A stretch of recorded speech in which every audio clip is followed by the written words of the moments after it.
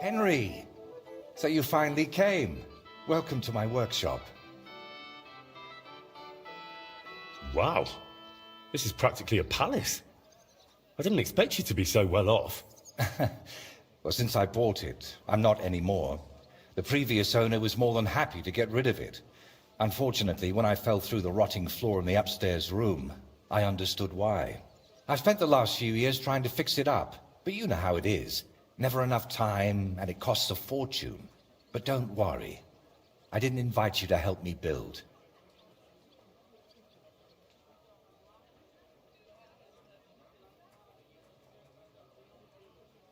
So this is what you wanted to show me? How it's all fallen to pieces here? Not at all. I've got something far more interesting to show you. Come on. So, what do you think of it? Well, honestly, I don't see much in it yet. I admit, right now it's just a few strokes, but can't you see what's in them? Try looking to the future a bit.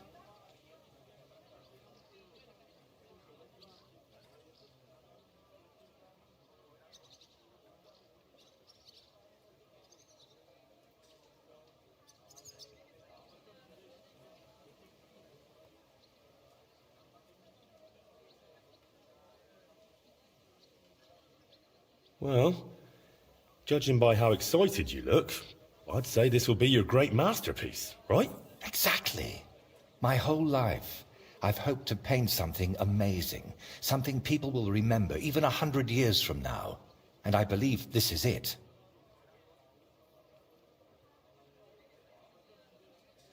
Well, that makes me happy. So what's it going to be when it's done? An altar. The greatest and most magnificent thing you can ever paint. Frescoes of hunting scenes are nothing compared to this. The abbot of Sedlitz monastery got a St. Vitus relic from Sigismund and wants to redesign half the chapel for it. The best craftsmen in the entire town are working on it. The best? So how did you end up involved in it? What the hell are you doing here? I just wanted to greet an old friend. It must be 20 years since we last met.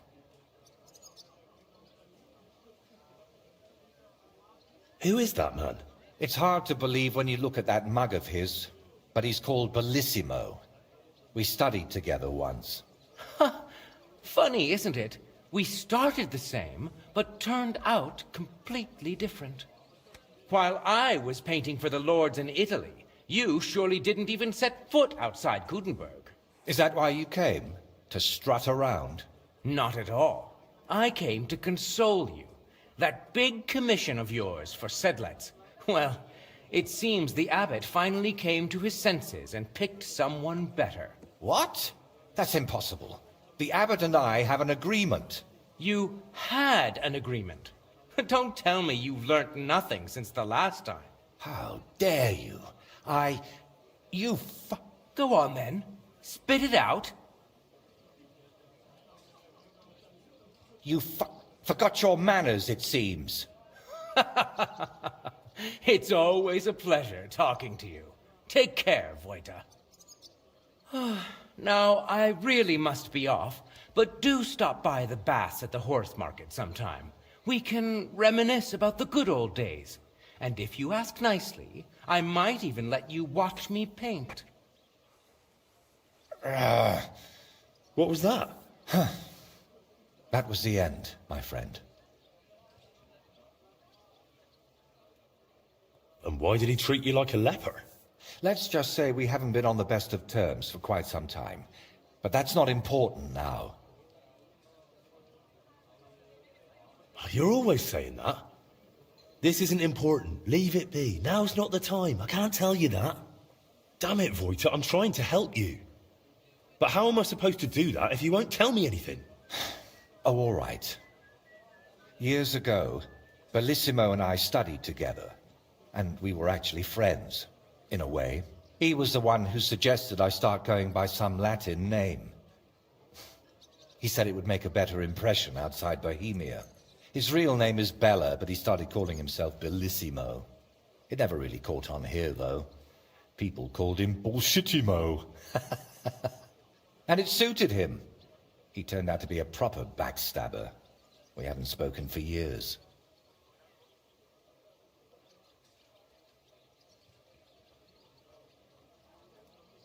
Did I hear that right? He stole your commission for your big project? I'm afraid so. What do you plan to do now? As far as I can tell, I have two options. Either tuck my tail between my legs and forget about the job, or find a way to get rid of Bellissimo. How the hell did that bastard pull it off? I had an agreement with the abbot. Giving up is not an option. So, we need to get rid of him. We? Of course. You didn't think I'd leave you to handle this on your own, did you? Could we steal his brushes? Like they stole yours back in the Trotsky region? I get why you'd think that, but you're forgetting. This is a big city. Bellissimo would have new brushes in a few days. It wouldn't even slow him down.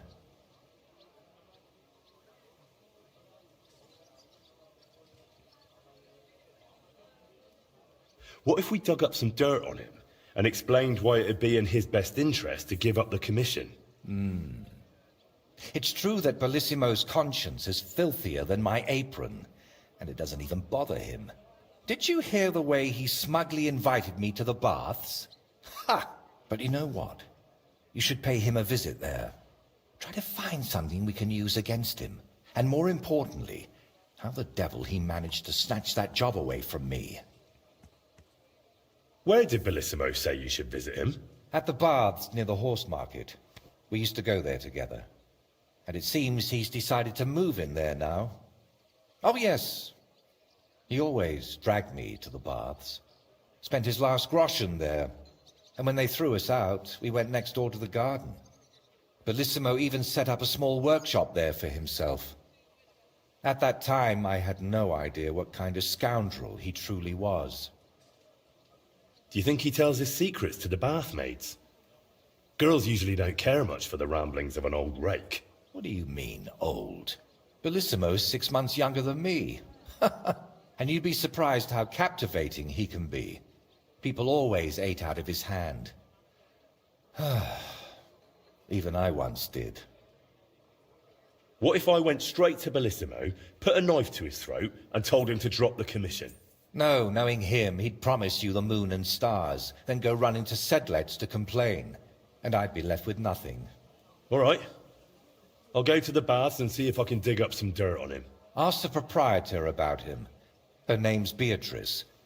We know each other a bit, so she might be willing to help us. Meanwhile, I'll head to Sedlets to find out what's got into the abbot.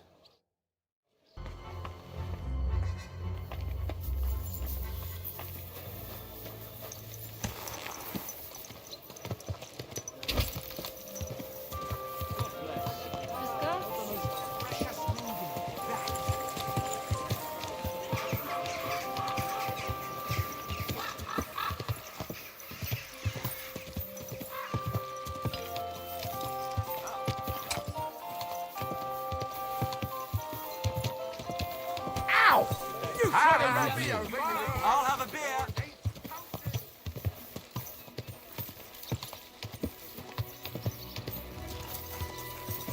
God be with you, neighbor. Good to see you. Ow! You ran into me.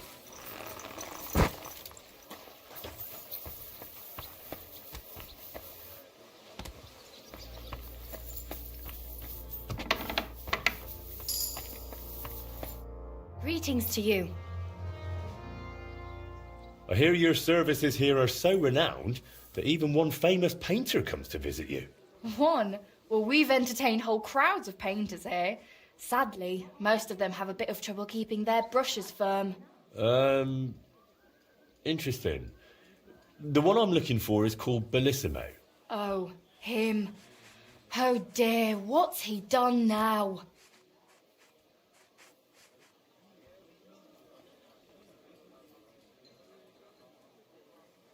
Do you expect him to do something?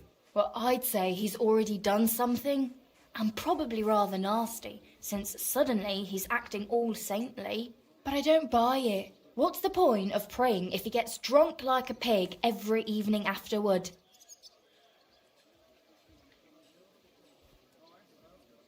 That Bellissimo robbed my friend of his job, so I want to settle things with him. Well, that's certainly not the first time and won't be the last. But if you're planning to break his face, kindly take it outside. What do you even have against him? Doesn't he pay? It's not that, but he drinks like a fish. And when he's finished everything he's got upstairs in his room, he comes down among my guests. How many times have I had to kick him out to sleep it off in that shack of his, in his garden, opposite the bathhouse? Oh, you couldn't even imagine the things drunks like Bellissimo think they can get away with around my girls.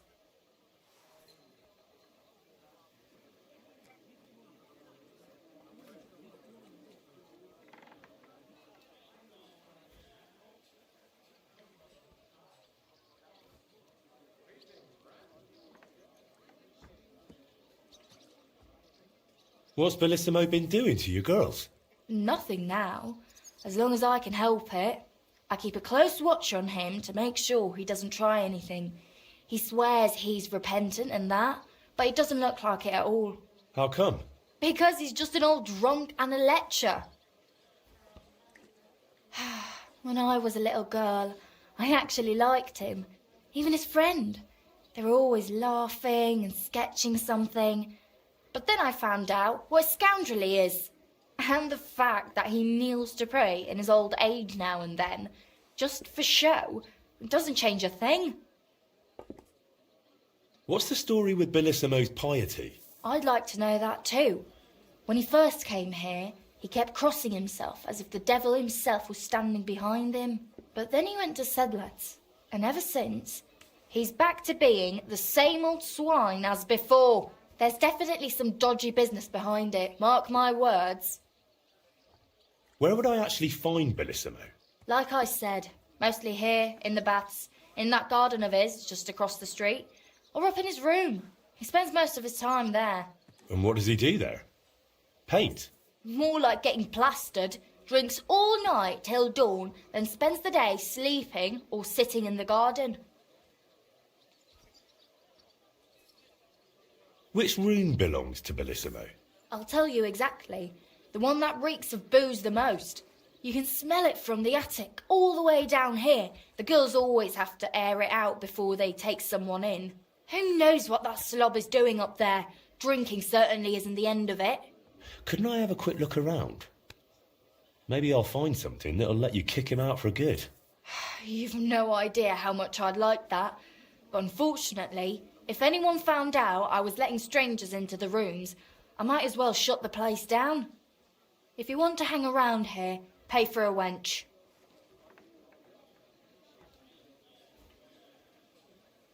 Can I find Bellissimo somewhere else? You'll have to ask him yourself. I don't keep track of his every move. Listen, you said Bellissimo used to have a friend. Was his name Voiter, by any chance? The very one. Well, do you know him? Well, a bit eccentric, but a really decent fella. Maybe too decent. What do you mean by that? Oh, nothing. I curse about Bellissimo because he drives me mad, but I don't feel right telling you about Voiter.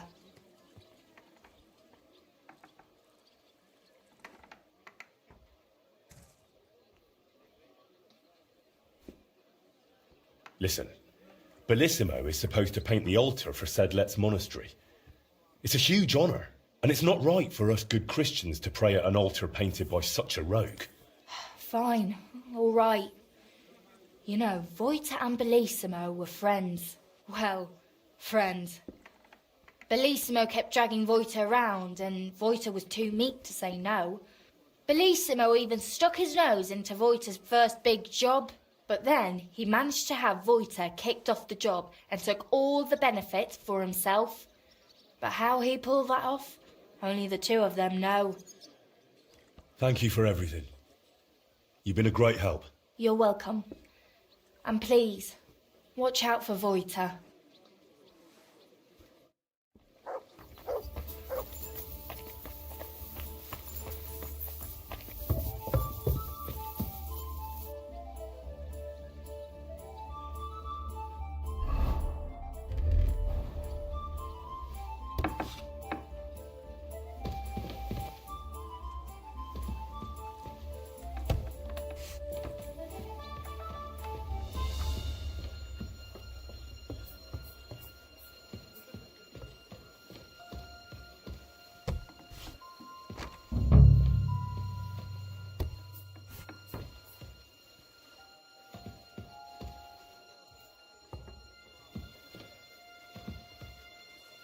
So, Bellissimo is working for the monastery for free because he is afraid of going to hell. That could come in handy.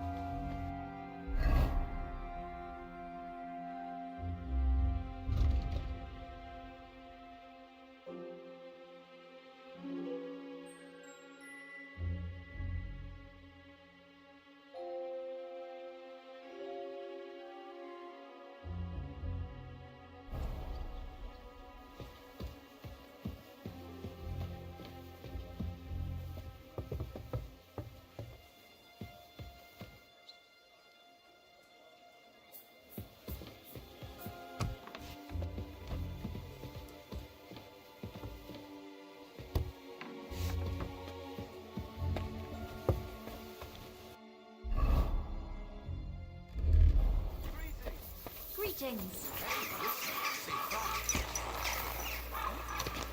Sticking up your bum. Yes. It's hard to believe you're still single. See you around then. You should get another puppy.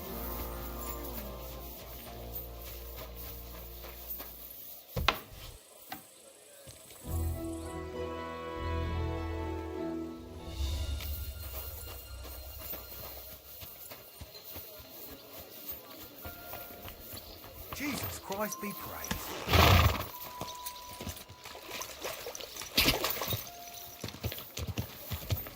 Easy, easy. Nice and slow.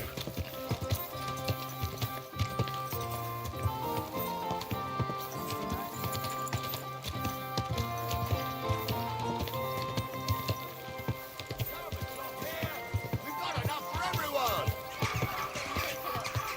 Quality goods here.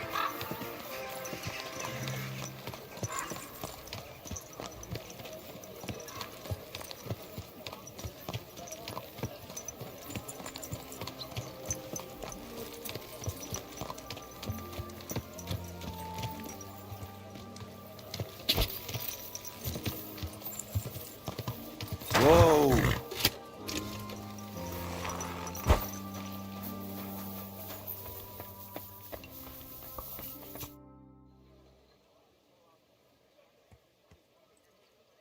I've figured out what's going on with your Bellissimo. I'm really trying. Honestly. What? What did you say? Me? Oh, nothing. So, tell me, how did Bellissimo manage to take my commission? It's really simple. He'll do it for free. In exchange for painting the altar, the monks in the monastery will pray for him so that God forgives all his past and future sins. That bastard. Even if they prayed for him until Judgment Day, he'd still end up in hell. That's exactly what Bellissimo's afraid of. Or at least, that's how it came across from the agreement he made with the abbot. So he's afraid of hell, our Bellissimo. Well, that's something we could use. But we need to get him out of the bath somehow. That shouldn't be too much of a problem. Beatrice told me Bellissimo drinks in his room, But when he runs out of booze, he goes downstairs and causes such a ruckus that they have to throw him out. After that, he sleeps in his workshop, in that garden across from the baths. Oh, well, that's perfect. An isolated place, away from people. If we set it up properly, he might just fall for it. Fall for what? That the Horned One himself has come for him. Now this is getting interesting. What's your plan? It's simple. First, we need to get Bellissimo drunk enough to be thrown out of the baths, but instead of a cozy bed in the garden, he'll find the Prince of Hell waiting for him. You'll disguise yourself. I'll disguise myself. Bellissimo would recognize me, for heaven's sake. And in the disguise, you'll tell Bellissimo he's damned to hell. And if he wants to save his soul, he'll leave Kuttenburg and beg the Pope for forgiveness. Actually, both of them. And then farewell, Bellissimo. Settle its altar, here I come.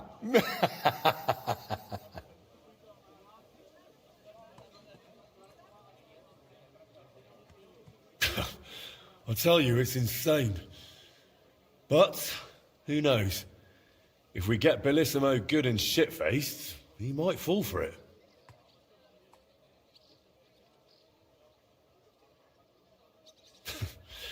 So, how are we going to turn me into a devil? First, we'll get you some tattered clothes, chains, something like a tail, and horns. And you'll need a proper snout. Once I paint it all a bit... You know what? Bring me a bassinet with a visor, 3 torches, and 5 eggs. 5 eggs? They're the most important part of all this. If I have to give them to the toads to hatch again. Don't worry. We're done with that.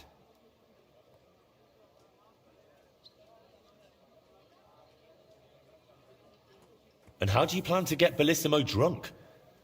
The madam said he drinks in his room and only comes downstairs when he has to. I'm not saying I've got everything figured out yet, but I'll definitely come up with something before you get back. So, I heard this isn't the first time Bellissimo has taken your job. How did it happen before? I don't really know. We were painting the Guildhouse crest here in town. Everything was going fine, but one morning, when I arrived, they threw me out. They said Bellissimo would finish it himself, and if I dared complain, they'd make sure I never painted another stroke in this town. How that bastard pulled it off, I never found out. And honestly, I don't even want to know anymore. It's in the past. I just want to get this commission back. All right, I'll go and gather all those things.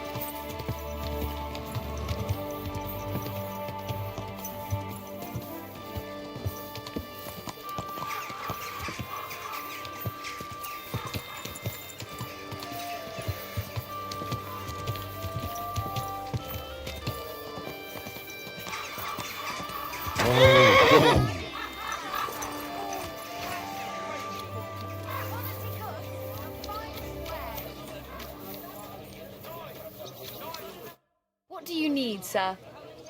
I'll have a look at your wares.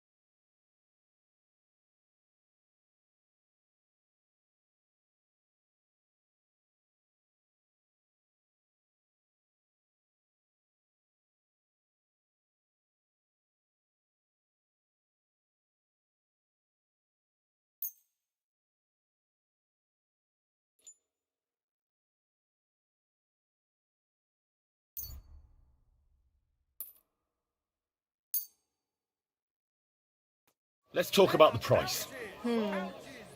Very well. What would you say to this? You really won't convince me like this. Finally! A reasonable sum. Thank you. And come again, sir. Fine day for some fine wares. The finest wear. What do you need? I'll have a look at your wares.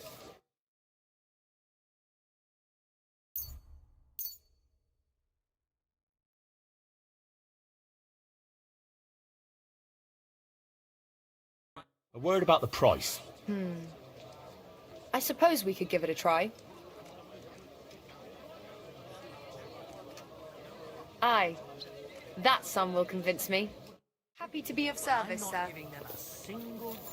A fine day for some fine wear. Quality, come and take your pick. Greetings. All done in.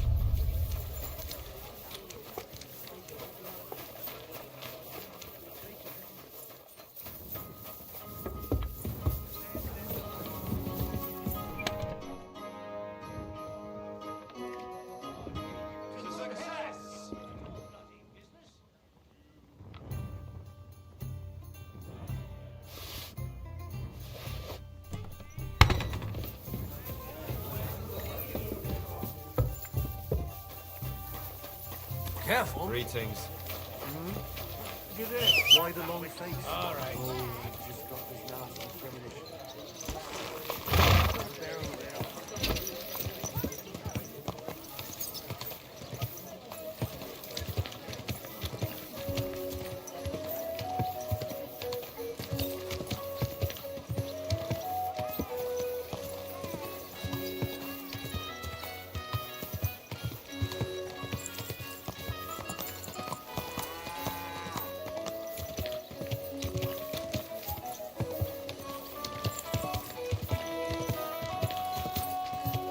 Whoa, whoa.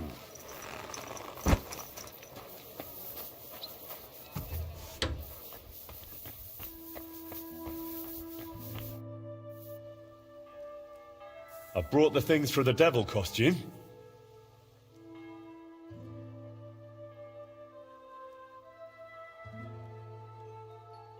You've messed this up, haven't you? Come back when you've got everything.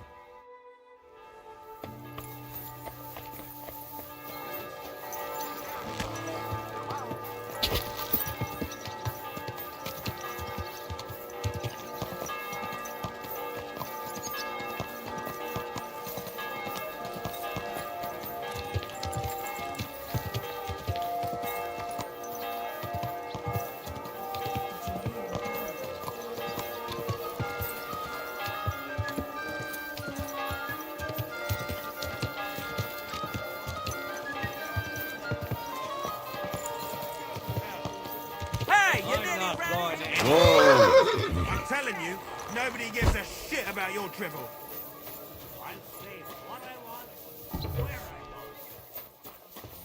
I apologise.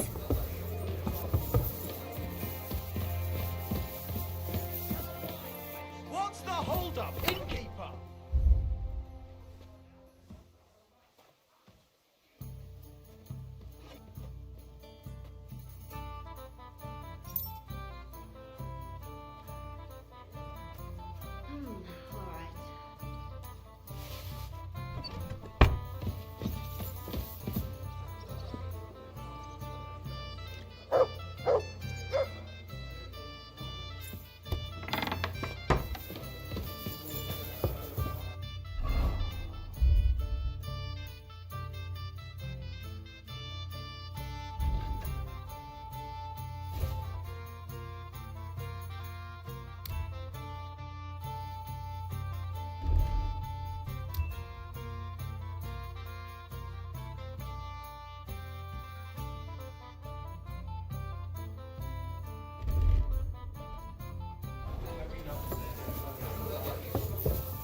Bottoms up! Now you're done. Serious.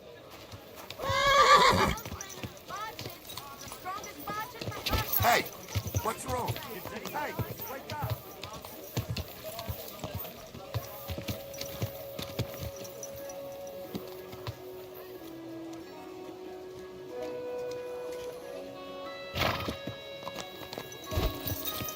You have a kind.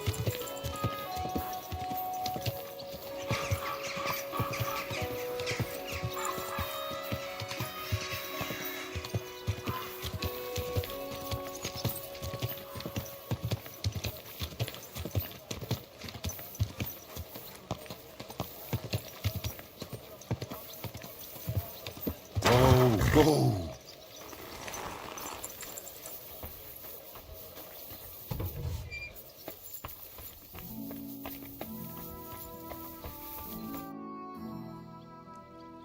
I brought the things for the devil costume.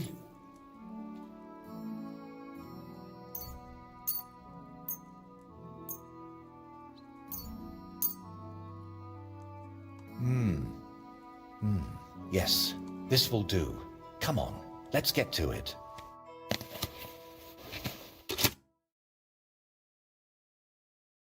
Well, that's that. What do you think? Well, I didn't much believe in it, but even I'd shit myself with fright from it. Shame I won't see the look on Bellissimo's face. Right, take all this and get going. We've got a lot to do. First, you need to get Bellissimo drunk enough to be thrown out of the baths.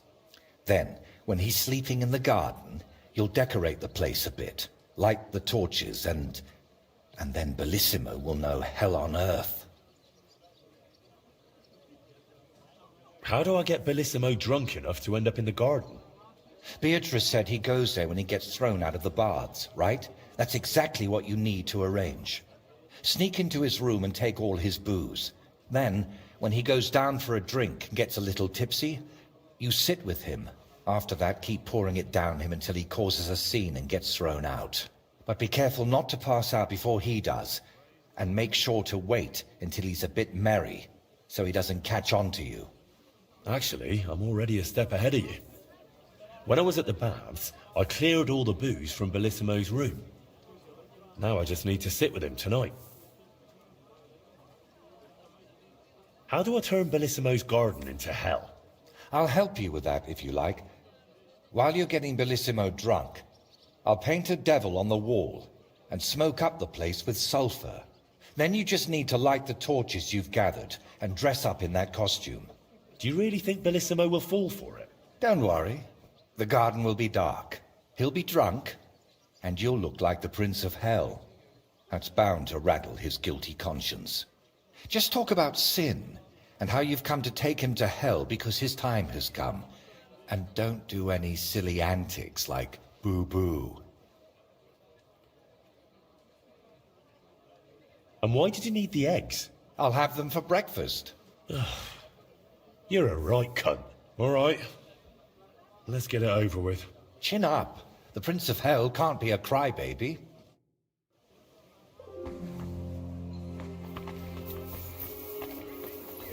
Greetings to you too.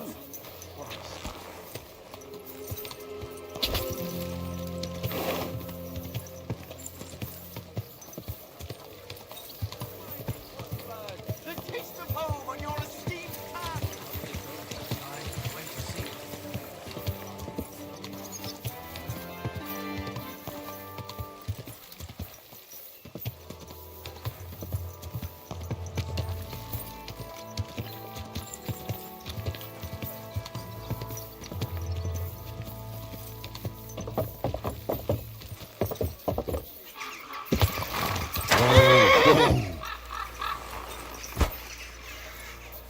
Excuse me. Good day.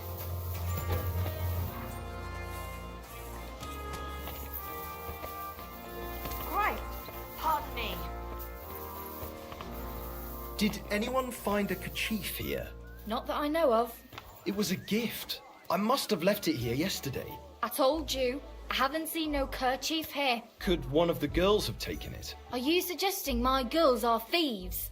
Anyway, everyone's got red kerchiefs these days. I never said it was red. Now that you mention, maybe I did see it somewhere. Have a seat. I'll go take a look.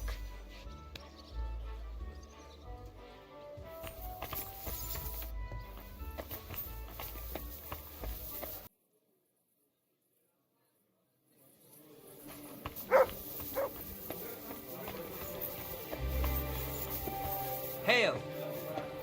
One beer. Bitte. Greetings. Care to have a drink with me? Indeed, friend. Booze is my middle name. But hey, you look kind of familiar. Haven't we met somewhere? No, wait. Maybe somewhere else, right? No, I just have one of those familiar faces. Come on. Drink before it gets warm. You're right. What should we toast to?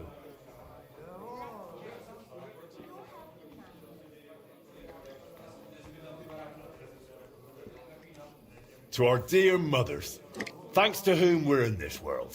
That's sweet. To mothers, then.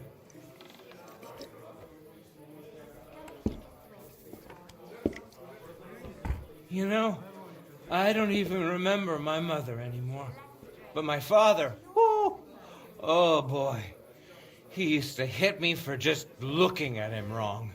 And he's come home from the tavern so pissed he couldn't even find the shithouse. But he always found the pot on the stove just fine. But never mind that. What should we toast to now?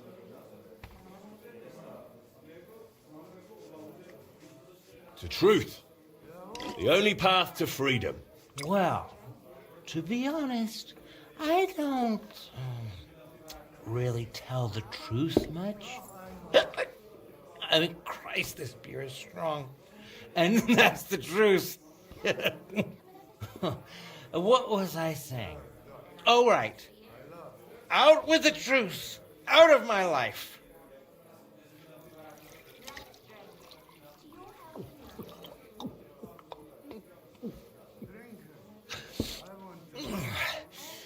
I don't know about you, but I'm still thirsty. Let's have another one, eh? One for the other leg. We already did one for the other leg. Ah, bollocks.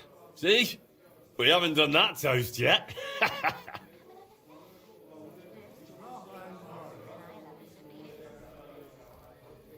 To the lovely girls who make life bearable. To them especially.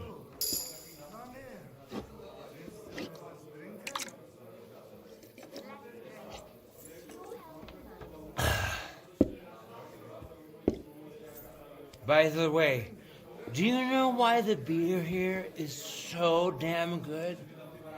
It's got a certain secret ingredient.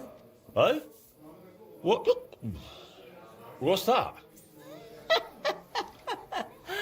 Beatrice always buys a big barrel, pours out half, and then... And then what? Then all the girls here take turns bathing in it, one after the other. Hey, I'm feeling a bit odd. Maybe I'll just lay down under this table, what do you think? Don't throw up on me down there, all right? What? Under the table? Oh, you're supposed to get kicked out, so you go to the garden. I mean, that is... Oh, damn. Just under the table. Listen, friend. Do you also suddenly have really wet hose? The ground keeps getting closer and closer. Warum liegst du da? Damn it. Hey! The idiot passed out. Wake up. What now? Oh, well. Nothing else for it. Get up. I'll have to carry him to the garden.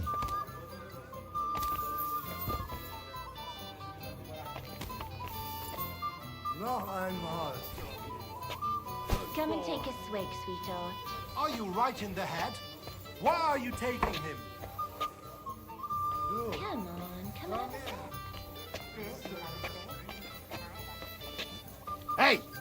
You can't walk around at night without a light. Is he Do you really want me to so arrest drunk you? they have to Light carry him? a torch! Ugh, you're ugly. Now I know why you wanted to be in the dark. Anyway, carry on.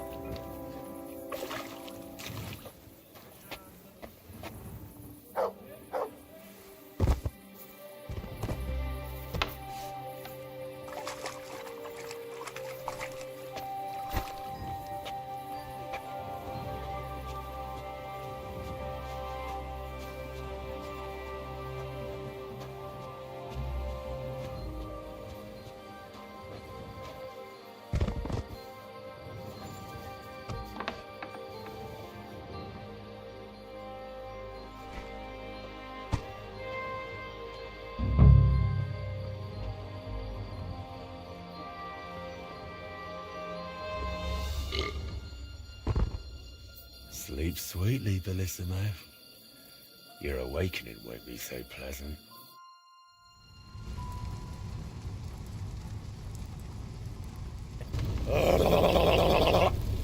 What the hell is all this racket? If I get you, I'll... Oh, fuck. Bellissimo, I have come for you. For me? But that's... Who are you? What do you want? I have many titles and names. I am the ruler of the corrupted and the damned.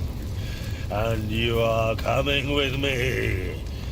Straight to hell. But wait, there must be some mistake. There are no corrupted souls here. I'm a good man. And more importantly, a good Christian. Maybe you've just lost your way, huh? Try the hole. What? That's a tavern. You'll find more sinners there than you can shake a stick at. I'm an honest old man, I swear. That is, an honest man in his prime. Is an honest man someone who drowns himself in booze every day? Booze? Me? That's just bad digestion. No matter what I drink, it all ferments in my stomach. That's how I've always been. And it's the same with food. Honestly, no matter what I eat, I always throw up tripe soup. Tell me, is it honest to lie with harlots? And even with another man's wife? But that was just once. Maybe twice at most. And if you mean the baker's wife, that wasn't my fault. I honestly thought I was kneading dough. I didn't notice she was leaning over the trough. And all the lying? Do you think that's honest too? It's tough, Lord of Hell. I'm not really well learned. How am I supposed to always tell the truth when half the time I don't even know what it is? Sometimes things just slip out. Enough! 3 answers. 3 lies you've given. 3 lies? Oh, dear Lord. Lord of Darkness, have mercy on my vessel. My vessel of sin. I haven't done anything that wicked. Certainly, I had a few drinks and made up a story or two, but who hasn't? I don't have any truly big sins.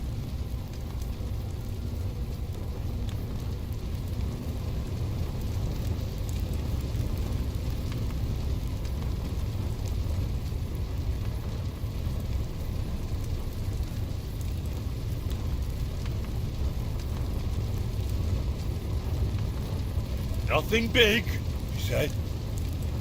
And what about betraying a friend? For the likes of you, we have a special place in hell. We'll flay you alive and boil you in your own blood. Ah, how do you know about that? It was so long ago, and yes, it was a big sin, I admit that. But I've repented now. That's got to count for something, doesn't it? Call that repentance. Having a mass said in exchange for a painting, that's just greed, avarice. Please, Lord of Hell, give me one more chance. Just one. Tell me what to do, and I'll promise I'll make it amends. Very well. If you leave immediately on foot for Rome, never looking back, praying 3 Hail Marys in every town along the way, and finally asking the Holy Father for forgiveness, I'll spare you. I swear, I promise by all that's holy, I'll pack up first thing in the morning. Did you not hear me? I said immediately. Right now? But it's so dark. As dark as your soul, bullshit-imo. Shall I tear it to shreds? No, please. That won't be necessary. If now, then now. Thank you, Lord of Hell. I promise I'll do everything just as you said.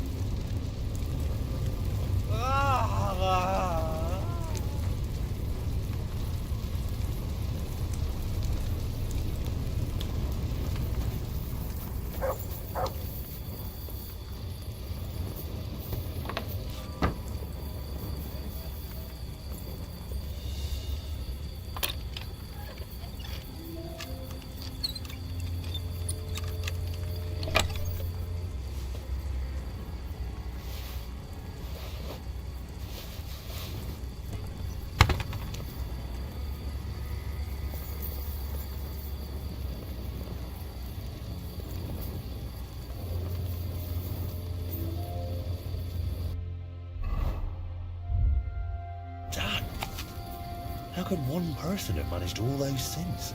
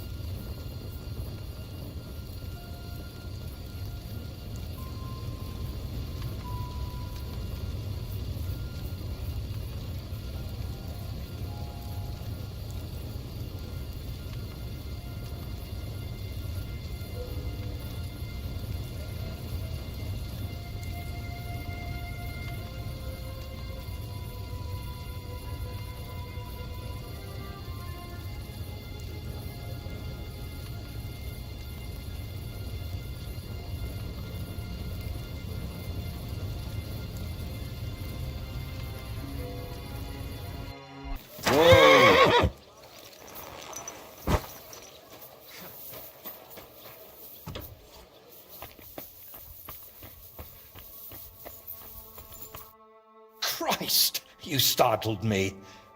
I thought they'd come to get me. Congratulations, my friend. You just landed yourself a very important job for the Sedlets Monastery. What? So, Bellissimo... Well, for some unknown reason, he decided to walk all the way to Rome to beg the Holy Father for forgiveness. Ha ha! You really pulled it off, Henry. Or should I say, Lord of the Underworld? Finally. Soon it'll all come together, Voiter. You'll see.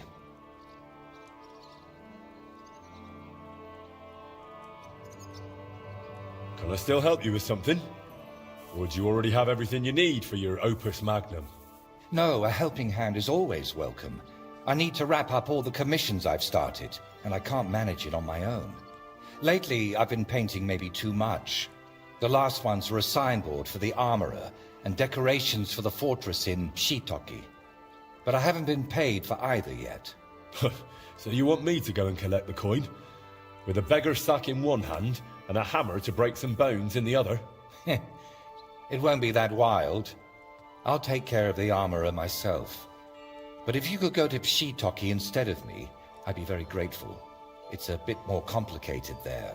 How so? The bailiff there promised me a precious stone as payment for the decorations. Lapis lazuli, from which the most beautiful blue under the sun can be made. But then he changed his mind and wanted to pay me in groschen, which I naturally refused. I want that stone. Why did the bailiff change his mind about the gem? Oh, he started telling me it's his lucky talisman and that he'll still need it. He's building a fortress for the gentry there and he's expecting an inspection or something. Wouldn't you prefer a groschen? You could spruce this place up a bit. How much did he even offer you? It wasn't a small amount, I'll admit, but this is a matter of principle. Promises must be kept, and you can't mix ultramarine from groschen. And are you sure the bailiff actually has this gem? He might just be trying to string you along. I've seen it. Well, just for a moment. He doesn't trust anyone with something like that and keeps it in his pocket. But he's definitely got it.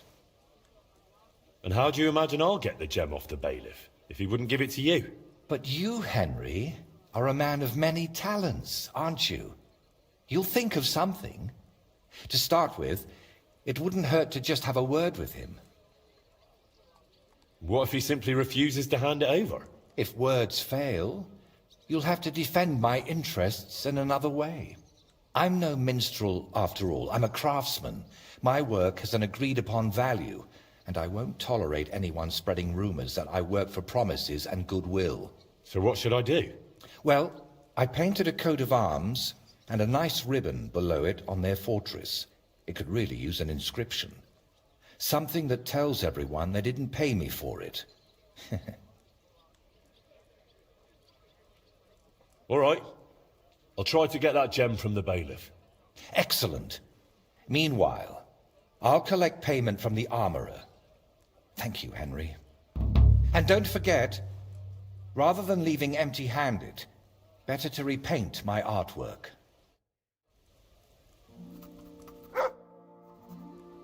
I'd really like to know about your past. After Burkhard, the Basilisks and Bellissimo, I'm a bit worried what else could be in store for me. I'm sorry you feel that way. And you're right. You've done so much for me. You deserve some real answers.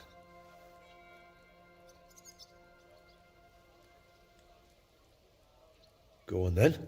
It's just that you have to understand, there are things I haven't spoken to anyone about in quite some time, and some I've never spoken about. But I have an idea.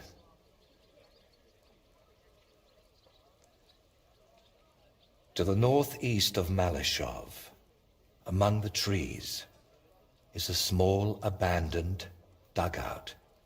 It's not hard to find. It's close to the road. Go there and take a good look around. When you're finished, come back and we can talk about what you saw. So, you're sending me on another errand? No. I just want you to see some things before we talk about them. It will be easier for me that way.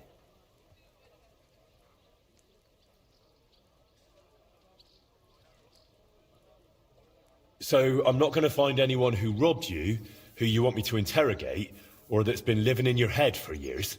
Not this time, my friend, really. I used to spend a lot of time there, and I feel that once you see it, it'll all be easier to explain. All right, I'll go there. But, if there's another odd surprise waiting for me there, I'll show you.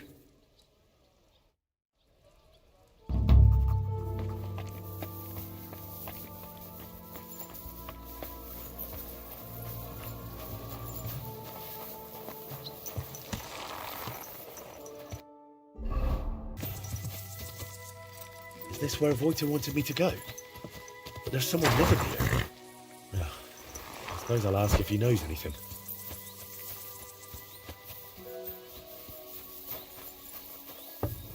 Hey, what are you looking at? Get out of here, or I'll show you! Easy. I don't want any trouble. I just wanted to ask you something. Well, I ain't gonna answer. I'll beat you like a dog. I'll kill you.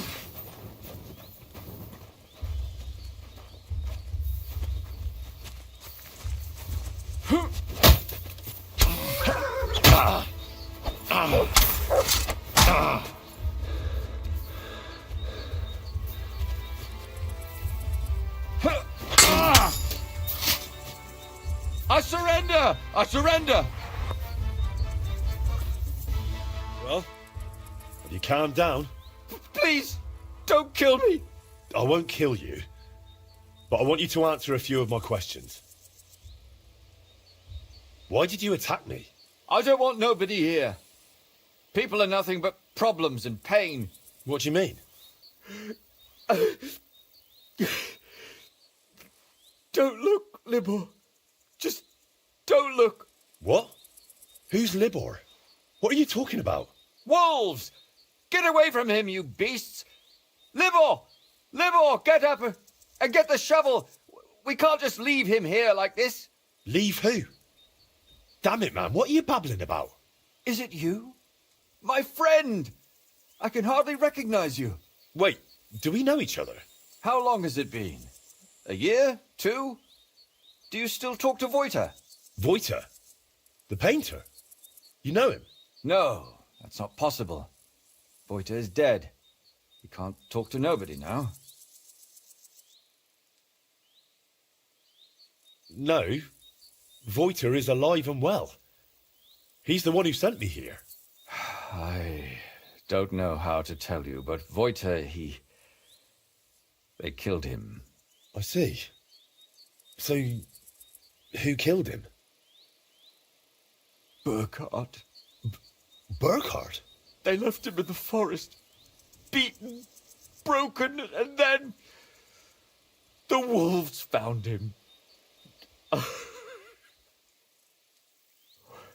Where am I?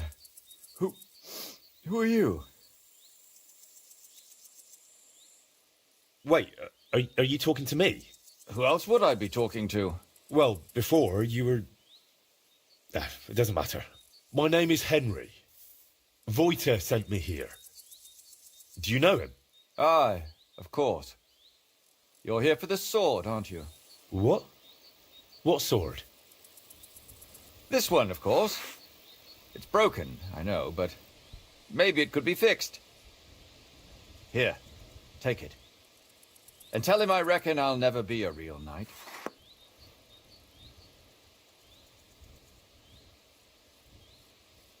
Wait, why don't you want the sword? All it does is make me all confused. Besides, it suits you a lot better. Please, take it.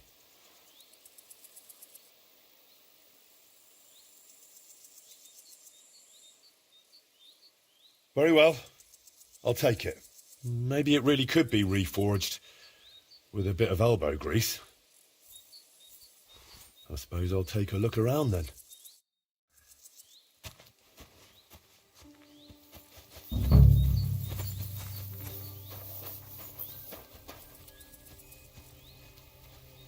This doesn't seem particularly healthy.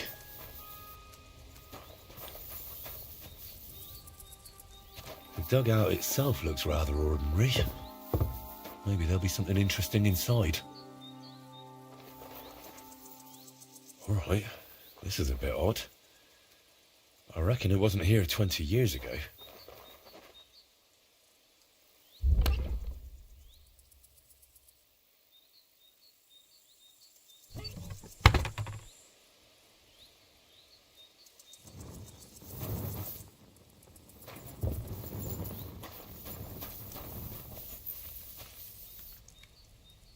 This roof must have been leaky even when Voita was young.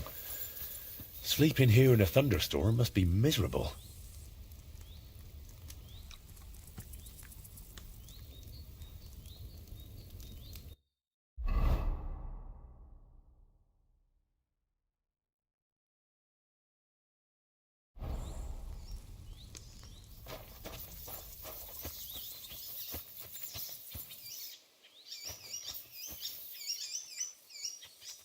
made a similar one with Fritz and Matthew when we were kids.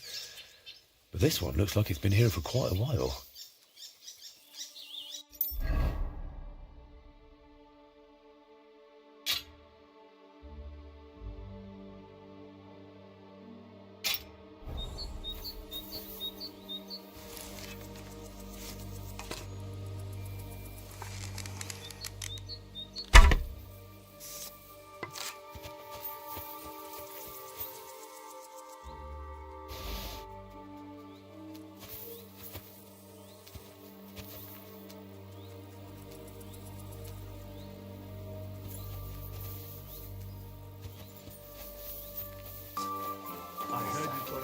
Find out. Hasn't the bailiff already told us enough? Perhaps too much. And that's exactly why I'd rather verify everything myself. It's suspicious. Have you found out anything? The builder, Master Fabian, is an experienced craftsman, but I fear there's a lack of resources. Lady Anna also has concerns about the presence of Sigismund's army in the region. If you ask me, you're worrying unnecessarily, my lady. The fortress is standing, and Master Fabian seemed to be hard at work. There's even a fresco inside with a coat of arms. It's fine work. I'll have to take a look at that. But I'd rather do so discreetly. Whenever I so much as step into the fortress, the bailiff is always hovering around me. I think he's trying to court me. Oh dear. Shall I explain to him how things really stand? That your heart already belongs to someone else? I'll deal with the bailiff myself. I haven't the slightest doubt about that. We'll meet later, Jedlichka. Yes? As you wish.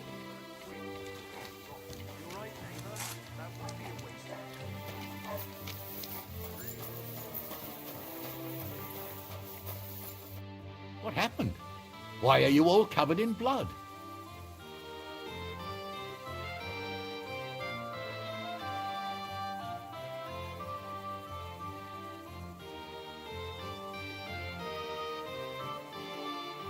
Bailiff, I found a dead herdsboy a short way from the village. Him and his whole flock were killed. Yes, I already heard. And? Why hasn't anyone buried him? And who did it? Because there's nothing we can do.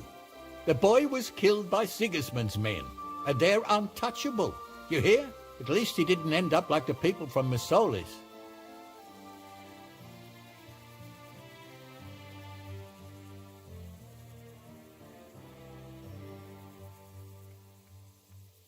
And where are his killers now?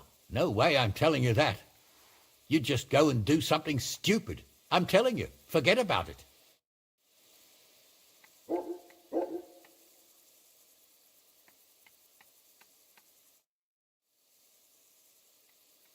Some time ago, Master Voita painted one of the halls here at the fortress. That's true enough. So what? Oh, the fortress is painted, but the promised reward is nowhere to be seen. I've come for it. Oh, I see. And leave me be. I've got bigger worries. I offered him a heap of groschen, but he wouldn't have it. So he can stuff it.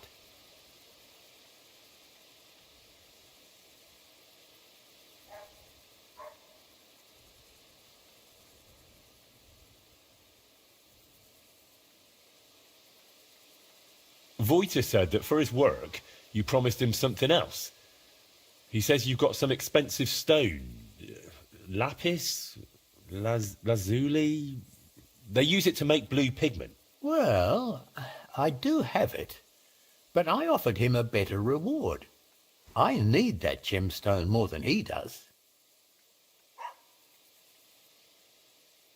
What worries were you talking about? We're building this fortress on Lady Anna of Volstein's commission, and, most importantly, at her expense. Master Fabian Kraft is in charge of the construction, but as bailiff, I'm responsible for organizing everything else. And now, Lady Anna has sent one of her acquaintances here with an escort to check on us. Her name's Adela, and I need to devote my full attention to her.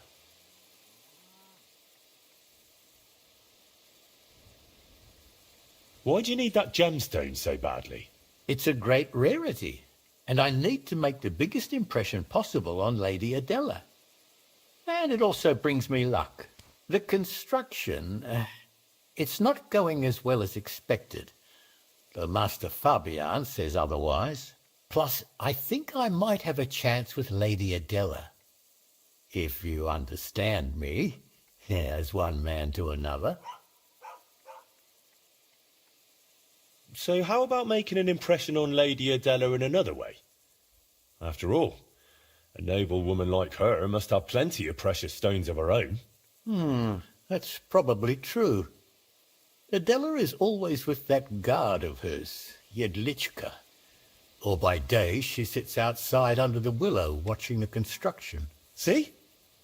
Then forget about some luck hidden in a magic stone and make some grand gesture. Well, I could have something written on the wall.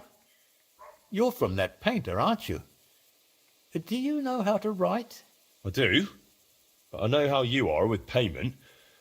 I think I should write what a pinch purse you are instead. Oh, wait, I've got an idea.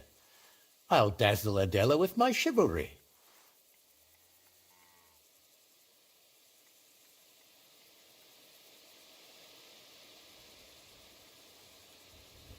Excuse me, are you a knight or what? Well, not exactly, but I'm a burgher. I've got a sword and armour, and I'm not a bad swordsman. That will surely enchant Adela. We'll do it like this. When Lady Adela is sitting under the willow again, watching the construction, you'll join her and seriously insult her.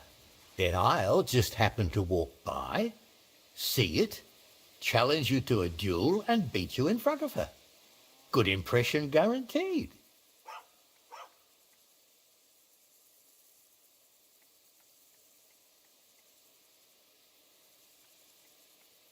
How do you imagine I'll insult her? Well, how should I know? She's a noble woman. They're easily offended. For all I care, just tell her she's got a backside like a brewery dray horse. Great.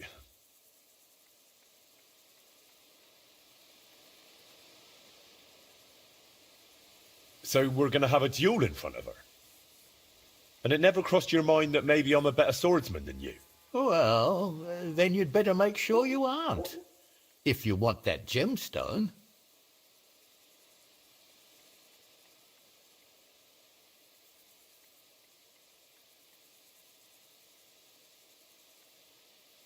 All right.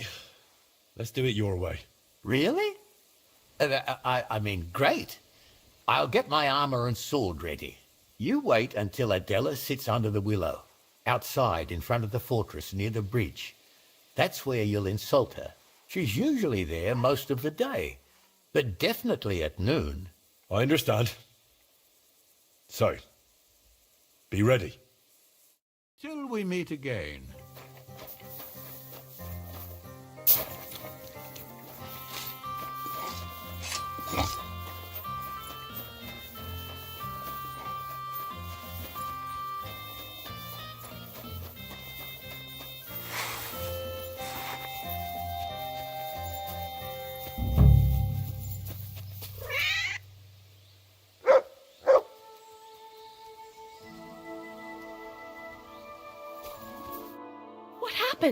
Why are you all covered in blood? Look here. I've come on behalf of the bailiff. Good Lord. What does he want now? Well, he sent me here to insult you, so he can swoop in, make a big impression by defending you, and beat me in a duel. Holy Virgin Mary Immaculate, that man is driving me mad. It's always something. I came to check on the construction and he won't stop pestering me. Right, you know what? Go ahead.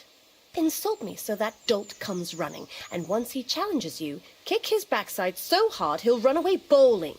If you manage that, I'll pay you well. I'd like to, my lady, but it's not that simple. He promised me something in return. I don't care. Whatever it is, you'll have to get it some other way. Right then. We'll show him up so badly, he'll never live it down. I should hope so. Let's get on with it. Excuse me! I have never been so insulted in all my life. How dare you! Hey, what do you think you're doing, you dung grubber? Are you insulting Lady Adela here? Are you all right, my lady? Don't worry, I'll take care of everything. Oh, yes, bailiff. Never in my life have I been so insulted.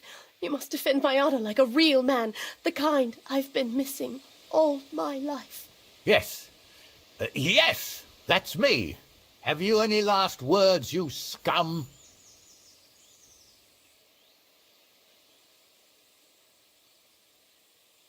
Lady Adela is mine. I saw her first. Lies. I've been watching her every day since she arrived. You've been doing what? Well, enough talk. Fight, you fool. Give each other a bashing. Give it what for.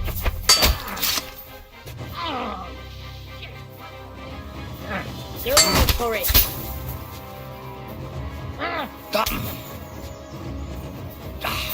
You call that a duel?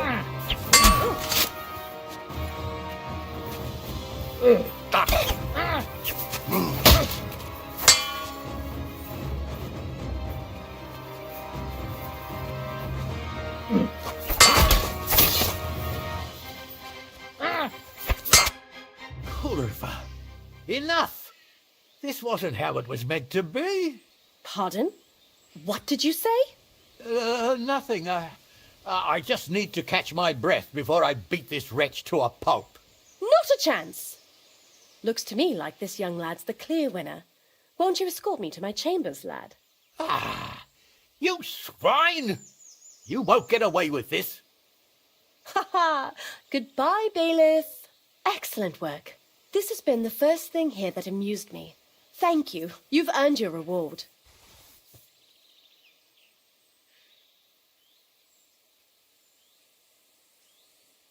Why is the bailiff trying to make such an impression on you? I suppose he thinks if I fall for him, I won't notice he's not making any progress on this construction. Silly sod. How much longer will you be here? I think I've seen everything I needed. Jedlička and I will soon be heading back.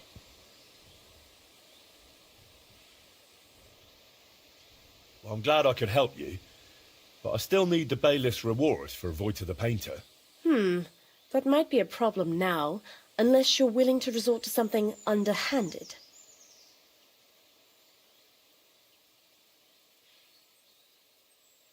Well, Vojta suggested for this situation that I should improve the painting by writing on it that it wasn't paid for. That'd be embarrassing for the bailiff. I doubt he can even read. If my guard Jedlička happens to stand in your way, just send him my way. You wouldn't mind?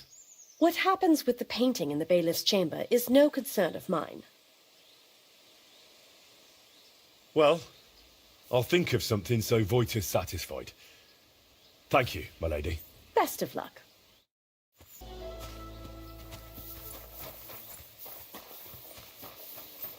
have a kind master, eh, doggy? God be with you, my friend. God be with you.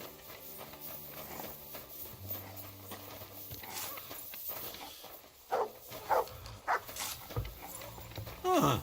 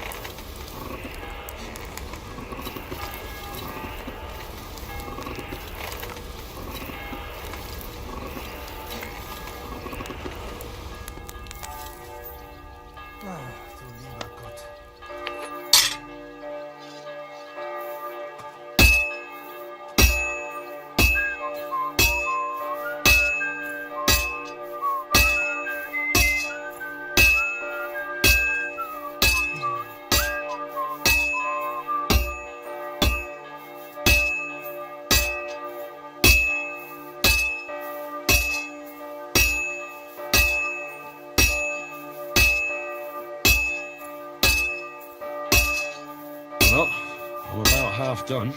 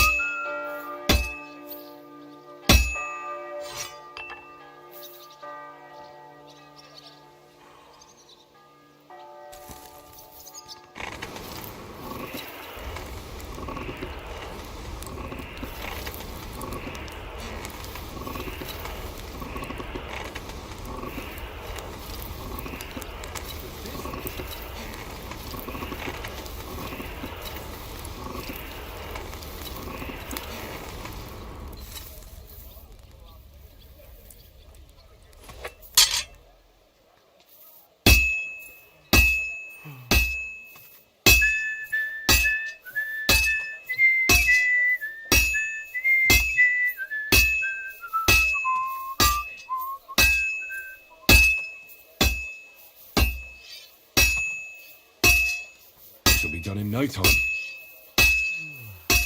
Guten Tag. Good to see That you. looks good. Now just to temper it.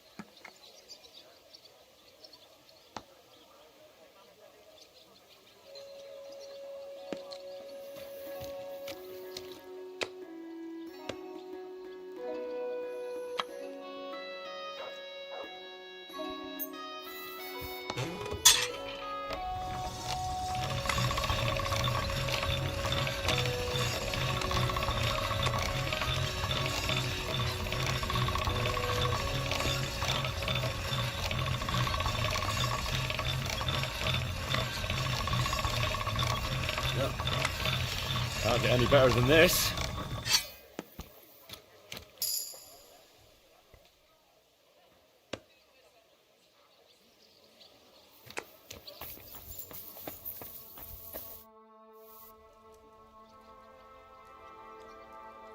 I went to the dugout you mentioned.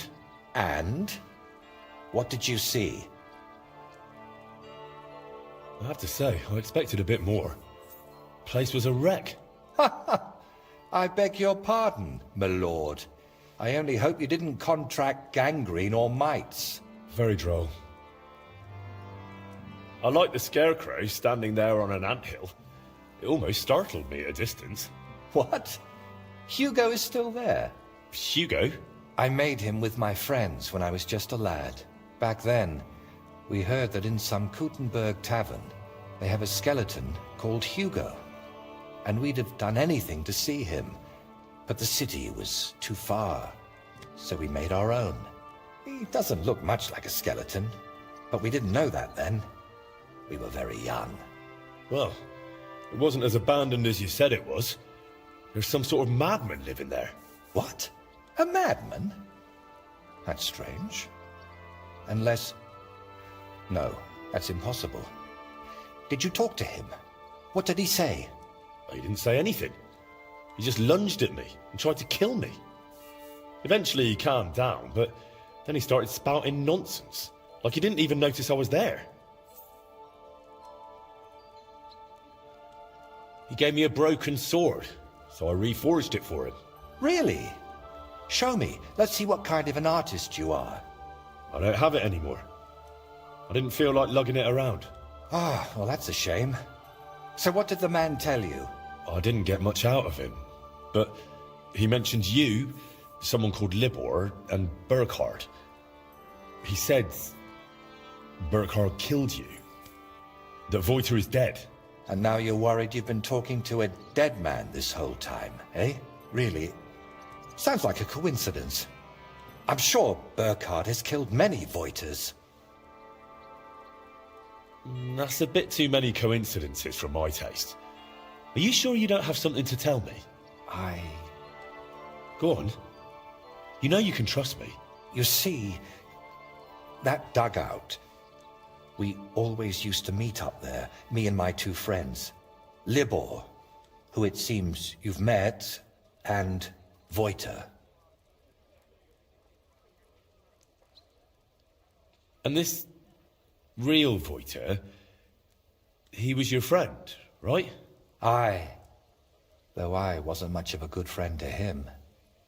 Everything that happened, it was my fault. They killed him because of me.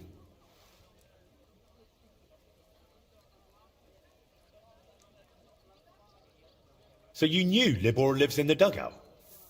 That's why you sent me there? No, I really thought it was abandoned. The last I heard of Libor was that he ran away from home. I thought I'd never see him again, and I can't say that bothered me. After they killed Wojta, I couldn't look him in the eye. What did you want me to see in the dugout? Nothing specific, just the place itself.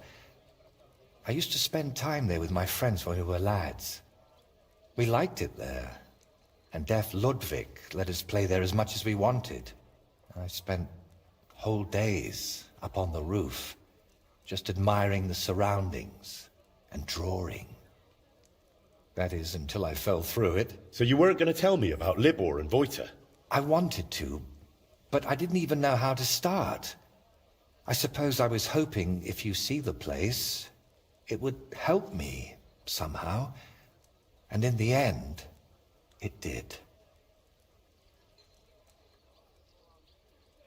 Why do you blame yourself for Wojta's death? Because it was my fault.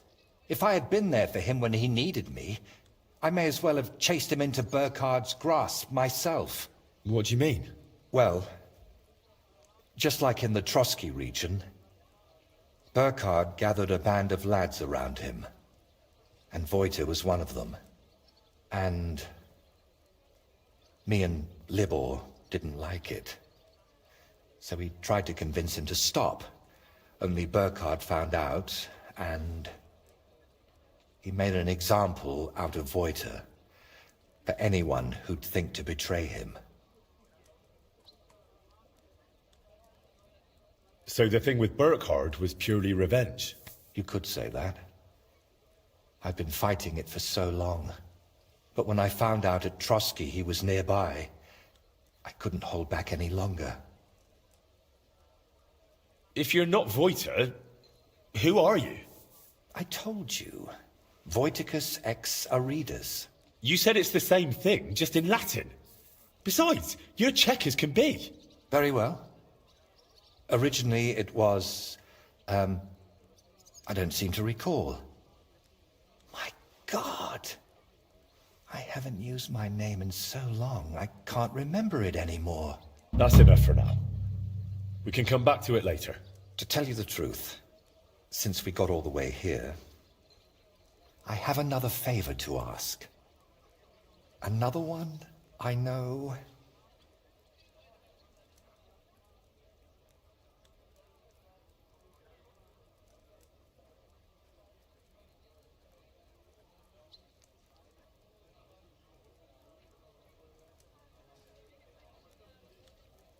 Go on then. What is it? You see, I'd be truly grateful if you could visit Wojta's grave and say a prayer for him. I reckon nobody's done that in years. I know I haven't.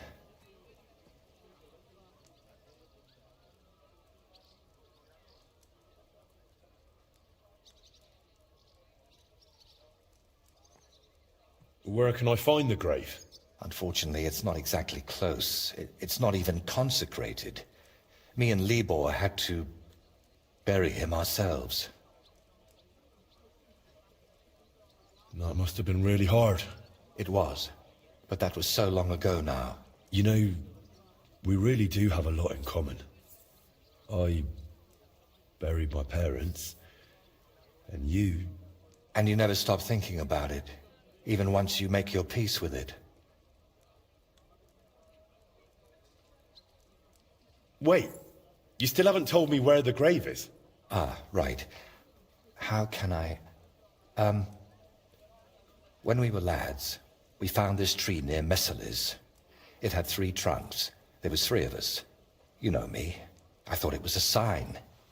And that's where we buried Voita. A tree with 3 trunks near Messales. I'll be searching for that for a month. I need some better directions, Voita. Wait, should I even call you that anymore? If you don't mind, I'd prefer if you did. Most people call me Voita, so you'd look like a madman calling me anything else.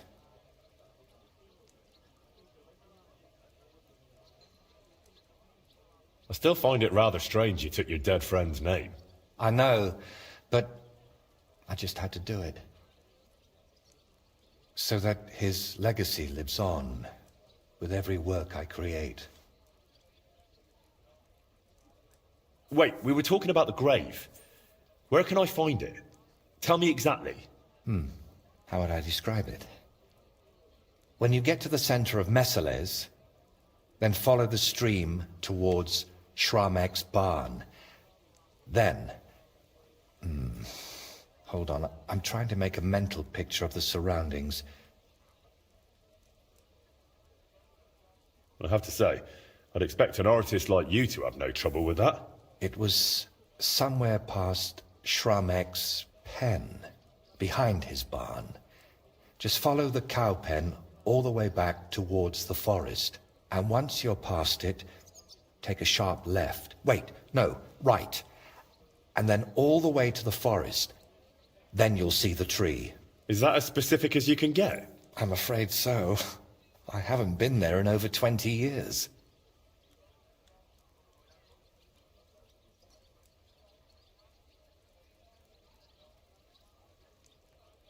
Why haven't you been there in so long? I just couldn't. It's easier for me to just work and not think about it. You think Libor goes there? I reckon you know more about what Libor has been doing these past 20 years than I do. Wouldn't you like to go and see him and talk to him? No. I'm glad he's alive. But I can't imagine going to see him. Or what I would tell him. Maybe when I'm not so busy. All right. Let's leave it be then. Is there anything specific you want me to mention in the prayer? Please, pray for his soul. He may have done some bad things, but even so, he was one of the best people I knew. And that I hope he...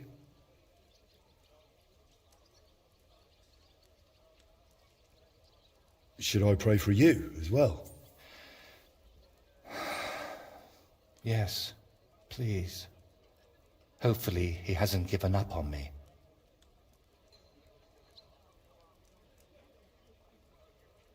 Why don't you put the brushes down and come with me? All the way there? No, I'm afraid not. At least not now. To be perfectly honest, one of the reasons I'm sending you there is so you can tell me how it looks before I work up the courage to go there myself. All right, I'll go there.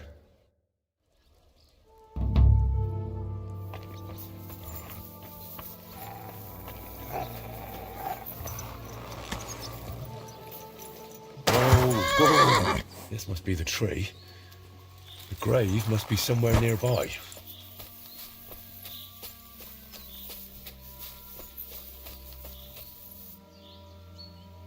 My God. It's clear nobody has been here in years. It looks terrible. If I really want to honor Voita's memory, I should clean the place up first. Pull the weeds, clear the debris, and clean the gravestone.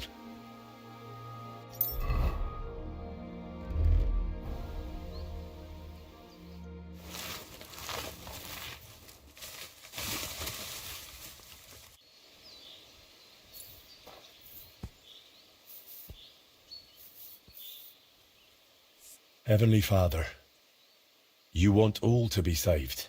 Open therefore your merciful arms and grant to Voita, who rests here, with the blessing of the Virgin Mary and all the saints, a share in eternal bliss. Only you know what happened back then. But surely it wasn't so bad Voita's soul wouldn't deserve redemption. And please help the painter, whatever his name may be. Whatever he did, he surely regrets it, through Christ our Lord. Amen.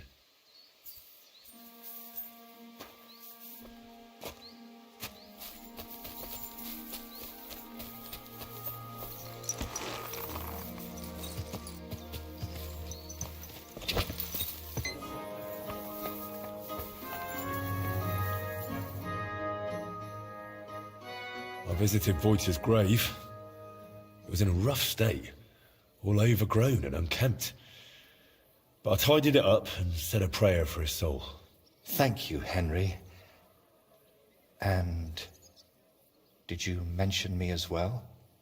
Yes. I prayed for you as well. Thank you very much.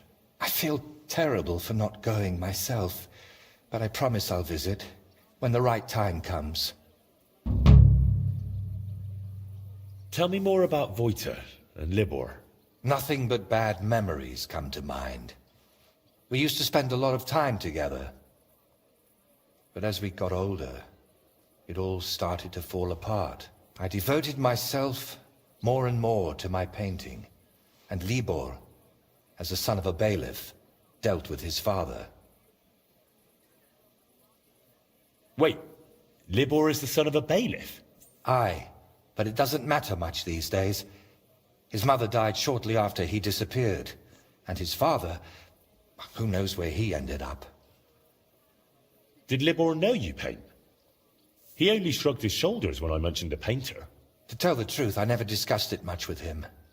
I'd shown Voita some sketches, but Libor, all he cared about were girls. Oh, and swords.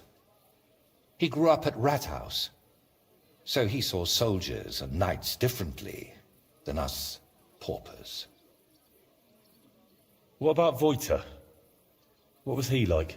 He didn't have anyone besides us. And then Burkhard showed up. Voita was never a saint. Sometimes he stole food, got in scraps here and there. But Burkhard changed him completely. Suddenly he didn't have time for us. And when we did meet up, he was always telling us how he robbed some traveler here or beat up some old woman there.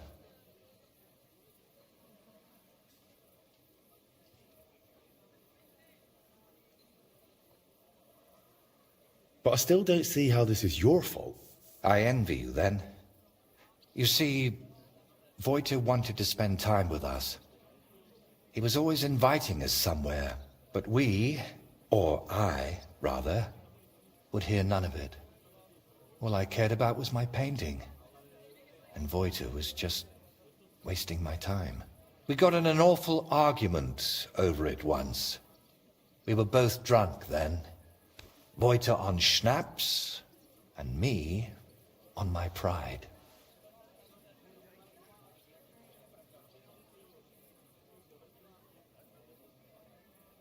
How did the argument end?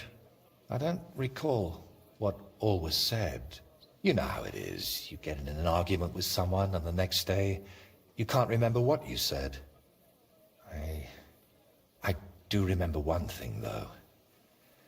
I said, there's no room in my life for dirty, drunken thieves who blow smoke up Burkhard's arse.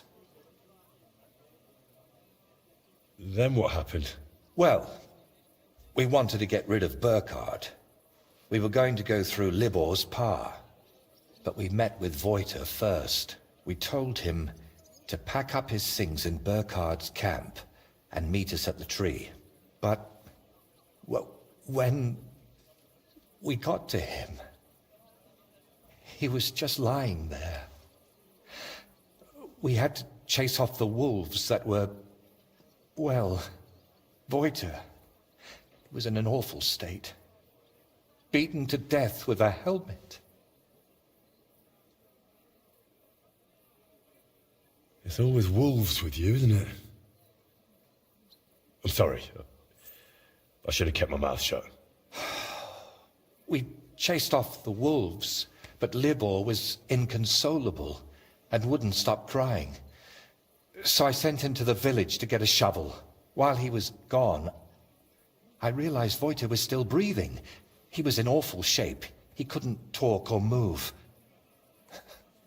Lord, have mercy on me. When Libor returned, I told him to give me his sword, but he said no, that we could still save him. We got in a terrible argument over it. In the end, it was Libor who put Wojtek out of his misery. Then we buried him. Not in hallowed ground, but still better than behind the cemetery wall.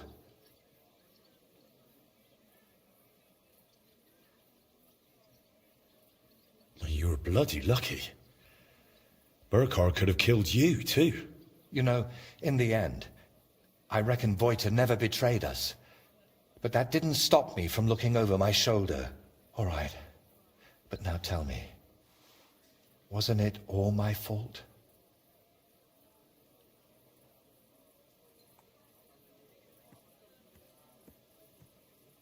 Even if it is, it's up to God to judge. All we can do is repent and try to live better. I hope you're right, Henry. I hope you're right. I'll let you work. All right. And Henry, thank you.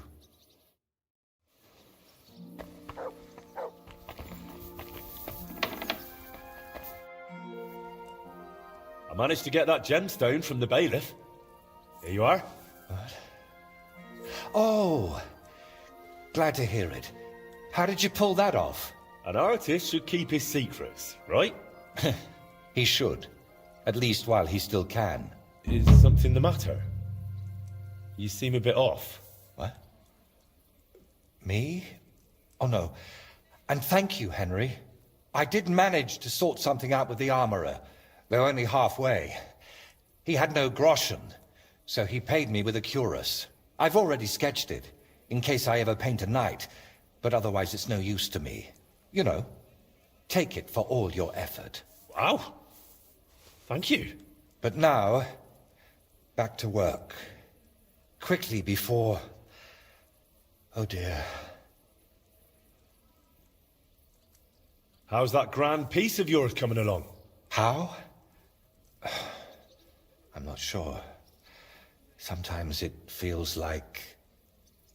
No, that's Henry. Yeah, of course I'm Henry. Are you sure you're all right? Be quiet.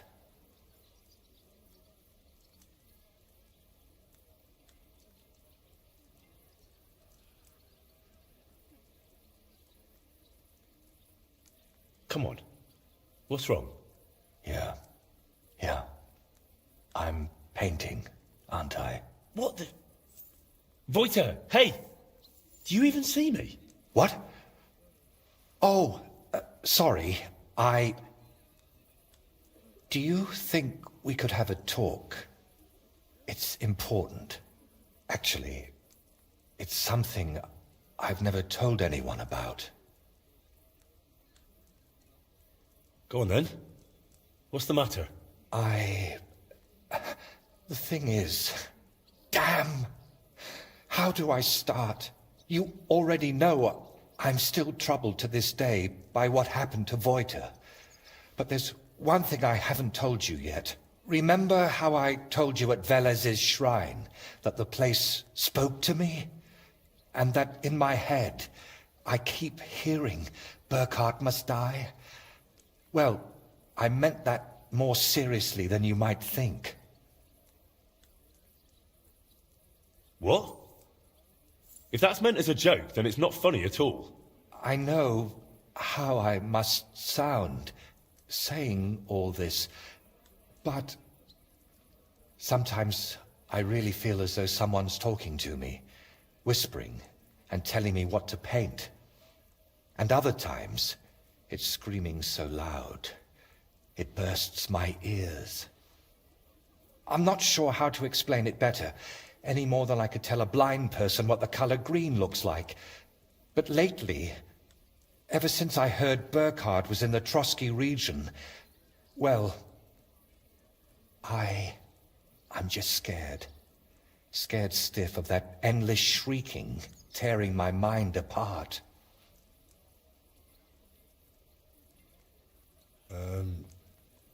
Can nothing be done about it? I was hoping that now Burkhard's dead, it would all just go away. But no, that damned screaming is only getting louder and louder. Couldn't it all be something like a sign from God? Plenty of people have heard voices, haven't they? The Lord spoke to Moses through a burning bush. And what about Abraham? God spoke to him too. You're right there, friend. But my voice sounds different. We all know stories of people the Lord spoke to. But I'm afraid it's someone else who's speaking to me. Someone from down below.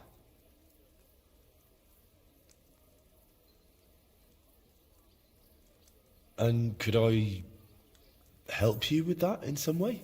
Maybe you could, at least for a while. I once told a herbalist I was having nightmares, and he brewed me a vile concoction. When I drink it regularly, and say an Our Father at the same time, it helps me quite a bit. Only now I've run out, and I've neither the time nor the energy to brew more. I thought I had enough left to finish the painting, and then it wouldn't be needed, but I miscalculated. Wouldn't you rather I brew you something I already know how to make? Maybe a decoction of lemon balm and oregano. Used in the right proportions, it can calm a person nicely. And if I add nettles, you'll also sleep better. I bow to your knowledge, but I'm afraid ordinary herbs aren't enough for my troubles.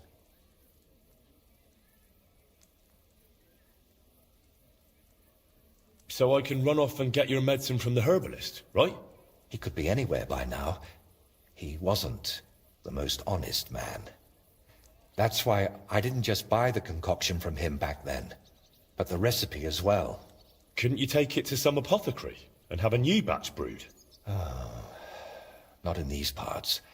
I spent years building a good reputation here. I don't want folk knowing about this.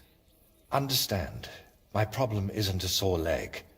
I can't keep going to any random sawbones. All right. I'll brew that remedy of yours. Or at least have a go. Don't worry. The hardest part is finding all the ingredients. Getting mandrake roots and a river pearl was always a struggle for me. And I don't have the strength for it now. But luckily, you only need one of each. Then you add 2 handfuls of ordinary sage, boil it in some vinegary wine, and it's done. Mandrake? What's that? It's a very strange root. It looks quite like a tiny, chubby man, but it's no laughing matter. It mostly grows in graveyards. Try asking the local gravedigger about it. His name's František. What about the River Pearl? Don't tell me you expect me to pinch some wealthy townswoman's necklace. I wouldn't advise that. Often they're fake. Better go straight to the source. Pearl mussels. They're a kind of clam. There used to be plenty of them in a spot in the stream above Denmark. If you set out from Kuttenburg going south along the stream, you'll come across it. You'll recognize it because there are trees growing in the middle of the stream. But be careful. Pearls are valuable, and that place isn't exactly a secret. There's a good chance you won't be the only one hunting there. Mandrake, a river pearl, and sage? That's pretty wild. What is that concoction actually supposed to do? I was amazed back then too, but that herbalist told me mandrake against evil forces, pearl for a clear head, sage for enduring health. I still don't understand a thing about it, but it worked, so I stopped bothering about it. All right, I'll manage somehow. Try to get some rest while I fetch that mandrake brew for you. Henry, I don't even deserve you. Thank you.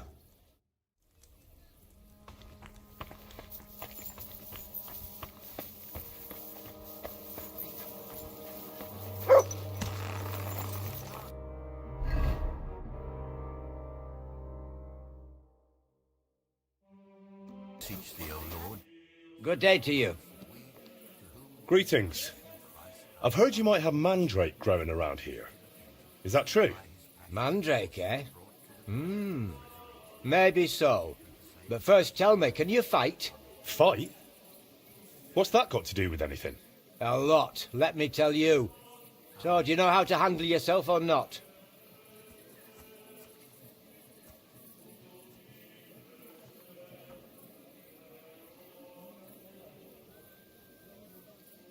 Well, I have brawled before, but it's not something I'll go looking for. Damn, that doesn't sound very encouraging. But what can be done? Maybe we'd at least scare them off if there's two of us. Who are you trying to scare? What are you even talking about? I need to teach a few people a proper lesson. If you help me, we can talk about that mandrake of yours. What do you say? All right, out with it. What do you need help with? There's a gang of thieving scoundrels skulking around here. They keep breaking into the mortuary, and I'm afraid they'll soon start disturbing the departed underground as well. And they're not even after valuables like normal thieves. These filthy swine cut off ears, yank out teeth, shear off hair, and once they even... No, I won't say that out loud.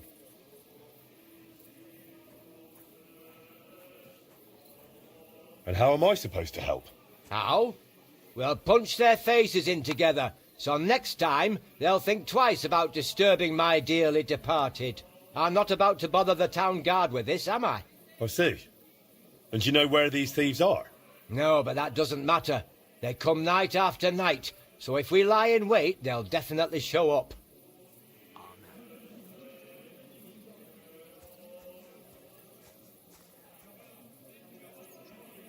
Why exactly would they steal such things?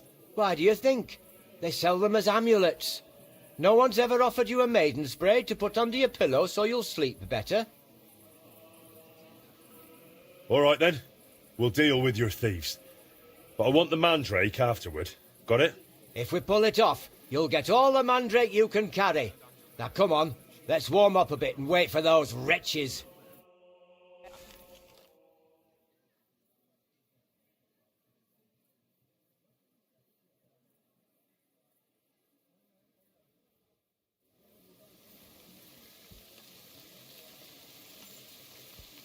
Let's go, lads. He can't be here now. Are you sure? We've been here several times already. Of course. What will that old codger be doing here so late? Cheeky bugger. Get ready, Henry. Just you wait! This old codger will give you a hiding now! I'll kill you!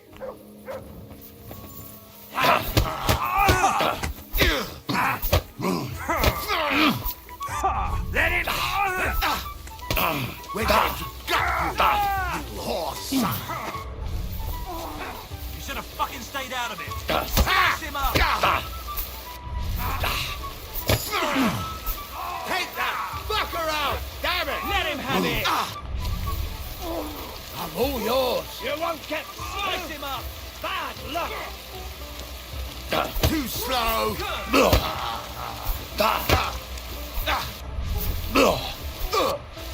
Do it!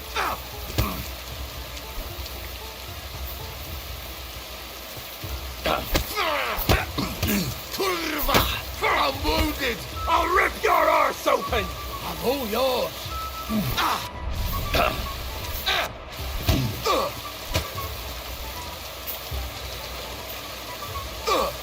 Show your stuff!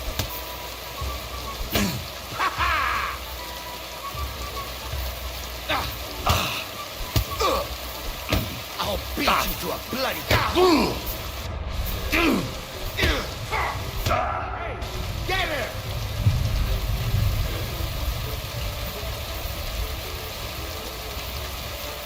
Take that! I've been waiting for you.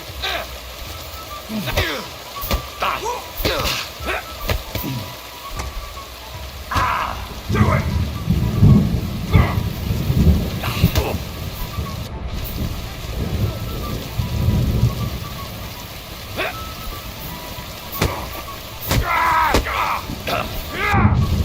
I'm all yours! Too slow!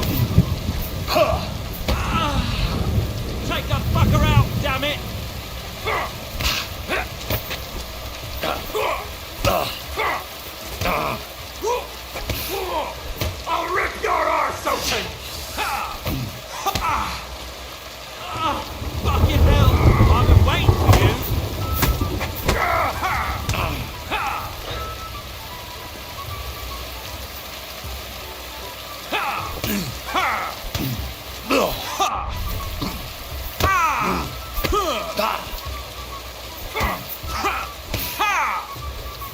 All yours!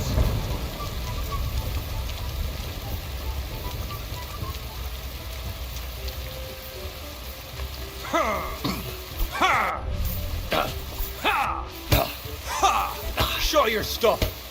I'm just getting warmed up, you shit!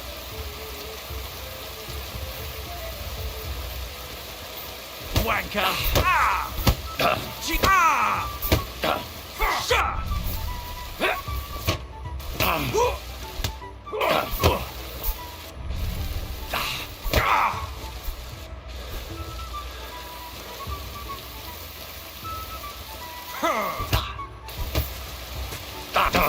I'm just getting warmed up, you shit!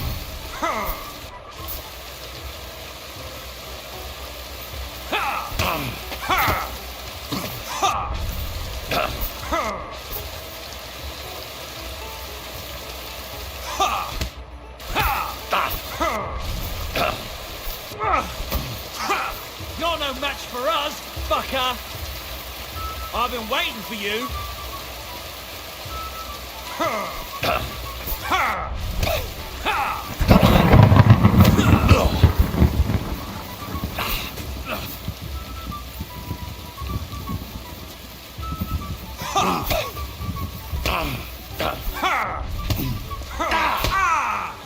Take the fucker out, damn it! Show your stuff!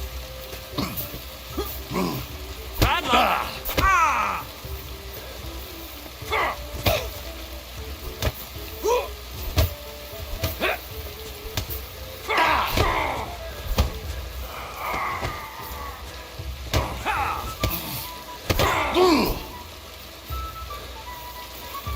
I'm all yours! I'm just getting warmed up, you shit!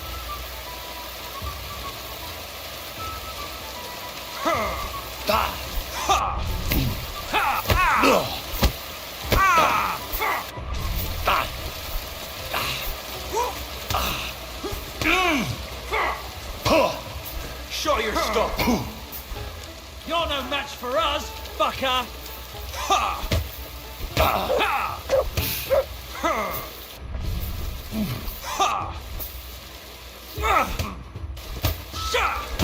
Wanker!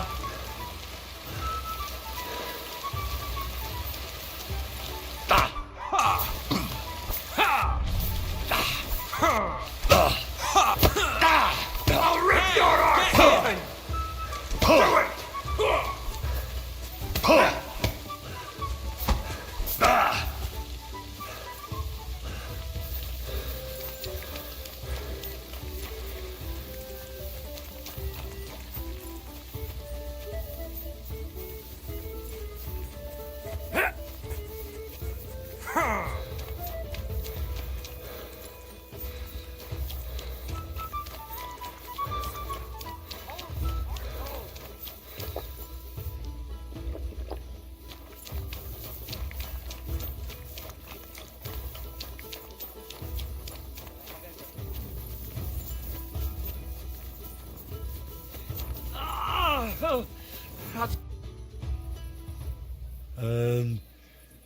So how did that brawl end? What? You've got the nerve to ask after all that? You scarpered like a startled rabbit. Get out of here before I drag you out with my teeth. And you'll get no mandrake root. I'm keeping it locked up tight. God be with you, good sir.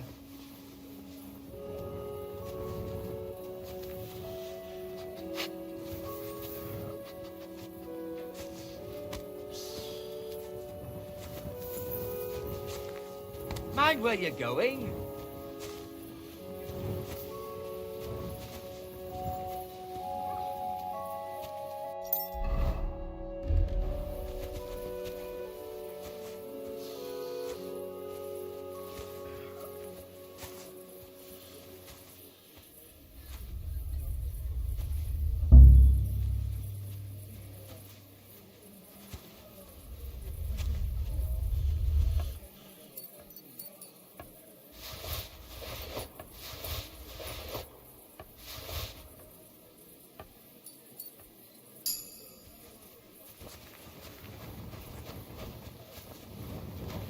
What are you doing out there at night?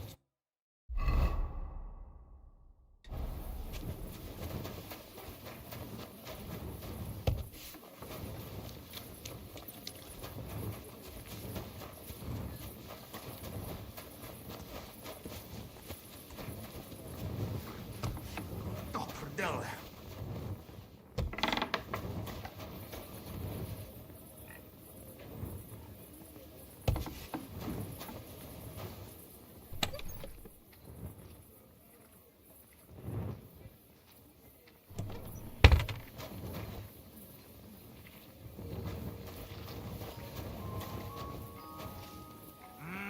Another mongrel. Dopradella.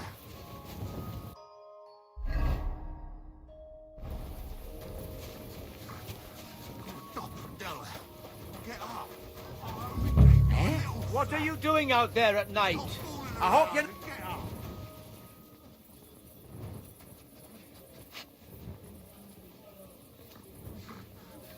Dopradella. Get up. I only came...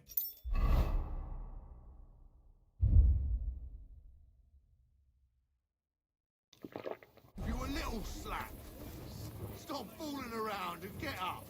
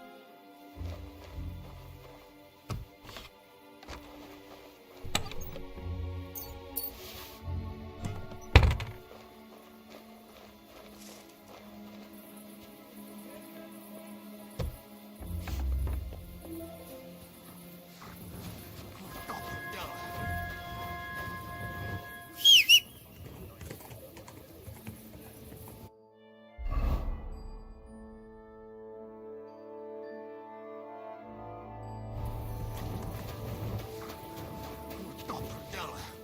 Get up. I only gave you a little slap. Halt! Who's there? God damn it, Hawk! What have you done? We won't get anything out of him now. Well, you really startled me there. What the fuck happened here? Well, he had a fall. A fall? He just fell over all on his own and ended up like this? On his own, honest to God. Fell over and died right before my eyes. Oh, Jesus. Tell me everything from the beginning. Well, Chenyek sent me to go and ask about them symbols. Polite like. Only this bastard started fucking with me.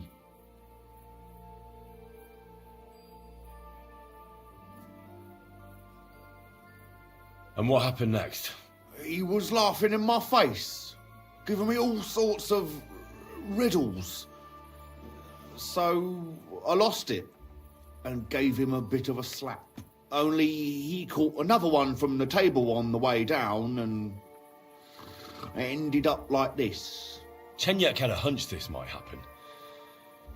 Did he find out anything about the symbols, at least, before this? When I start seeing red, I don't ask no questions. Do you remember anything, at least? Anything? He talked to me in riddles. So I tell him I ain't no little kid, and to talk to me normal like. And then? When he saw the smoke coming out of my ears, he said he'd show me some important parchment, but that annoyed me even more. Do I look like a fucking scribe? Was there something written on it? Well, how should I know? I gave him a slap, and that was that. Well, take a look at it yourself. I reckon you got a better head on you. He had some parchment on him.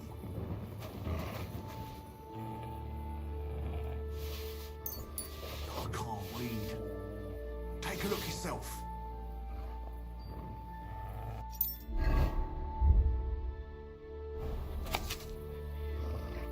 I can't read. Take a look yourself.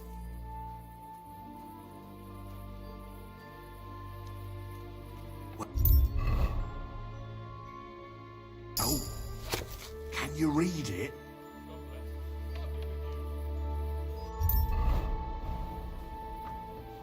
Well, can you read?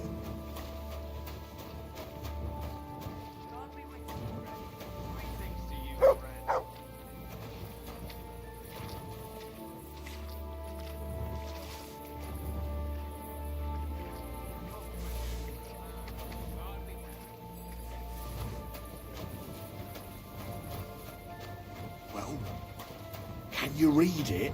So, did you read it? Yes, but unfortunately for you, it's another riddle. Della! Something about a vineyard and running water. I can't make much sense of it. The bastard! He's fucking with us, even from beyond the grave! Well, it's our only lead to find out anything about the symbols. Oh, I don't have the noggin for this shit, Henry. Chenyek has the quickest wit of all of us. If you can't crack it, you can ask him. But please, don't tell him nothing about me. Let's get going, Henry.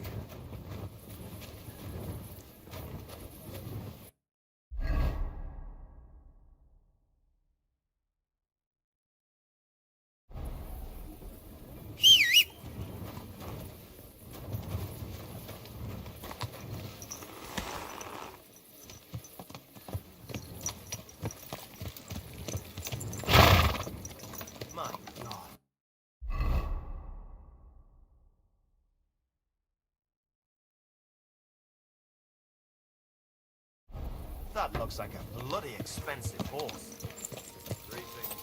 Got me with you. Oh.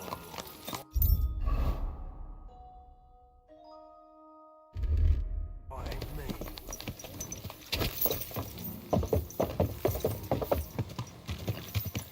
Quick!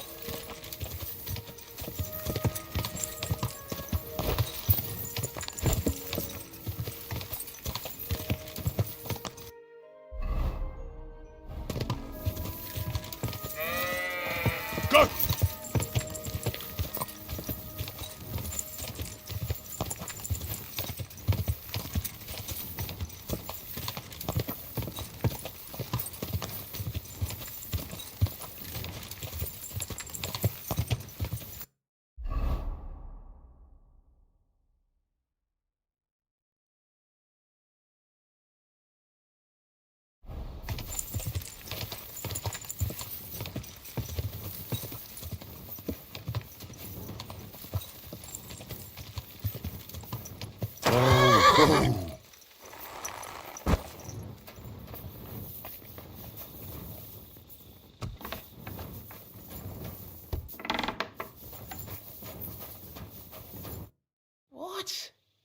You're covered in blood, my friend. When is the last time you buried an executed man? Why do you care?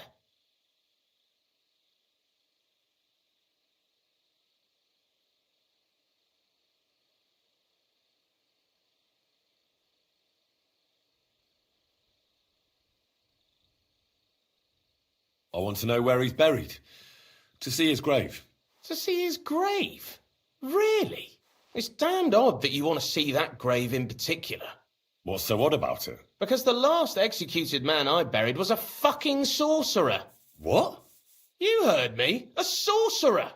When they arrested him, he had an arrow stuck in his head. But he kept on living. It wasn't no fresh wound. It was old, healed. The thing stuck out of his head like a tree branch. He was no sorcerer. Just a regular fella who got in the way of an arrow. Tell that to the village crones. Of course he was a sorcerer. Nobody can survive an arrow in the head. There's magic and witchcraft behind it. Even the priest said so. Good thing we strung him up right away. It could have turned really nasty. He'd send a plague upon us or something worse. Ah, nonsense. Are you trying to say our priest don't know what he's talking about? I ain't telling you shit. Now get out of here before I really lose my temper.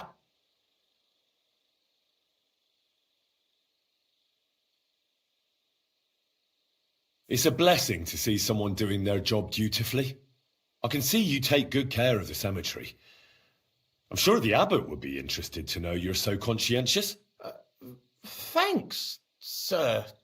You know the abbot? Of course I do. I'm on my way to see him now. I'll tell him about your good work. Thank you, sir. I'm sorry I was so rough with you. I've got to be careful. I'm sure you understand. There's all sorts of strange fellas lurking around here from time to time. I have to keep things in order. I understand. But now hurry up and show me the grave. The grave you're looking for ain't in the cemetery. Can't have witchy bastards like that lying here among decent folk. Where can I find it then? If it was up to me, I'd have thrown him to the wild dogs in the forest. At least then he'd be useful for something. But a sorcerer has to be buried. So I dug a hole near the big willow tree behind the cemetery wall. All right. Thanks.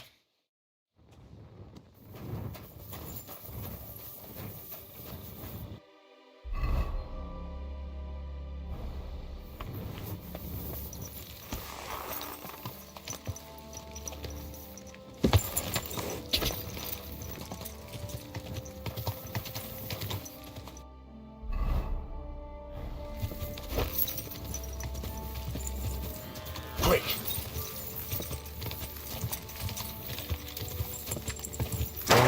Whoa!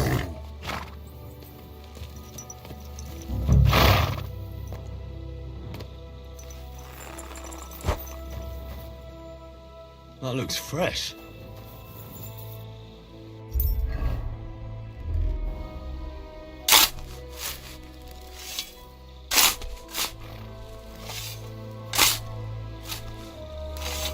Oh, shit. It's him.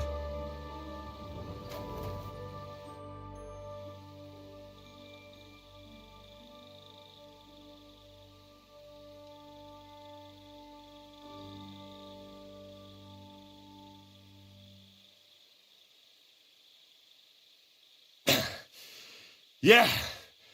Phew. I've got it.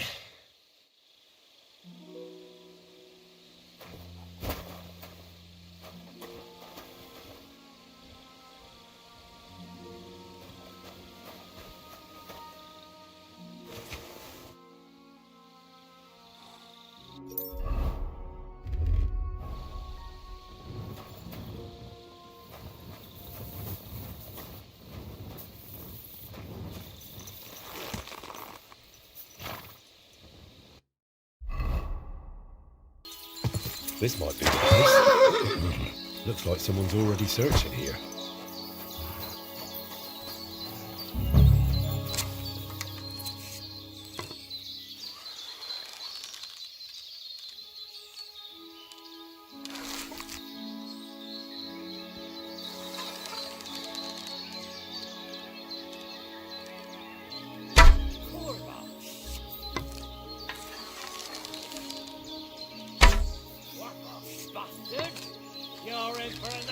chicken, you piece of shit!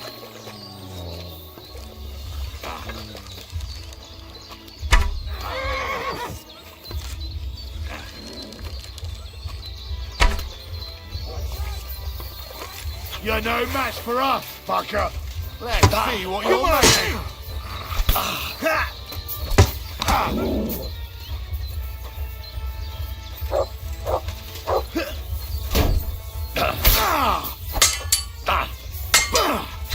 I'll beat you.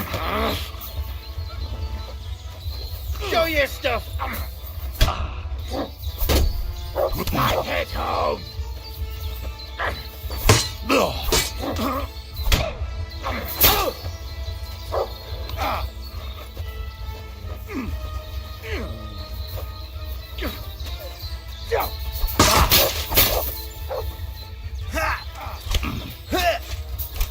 I've been waiting for you! Hey, get him!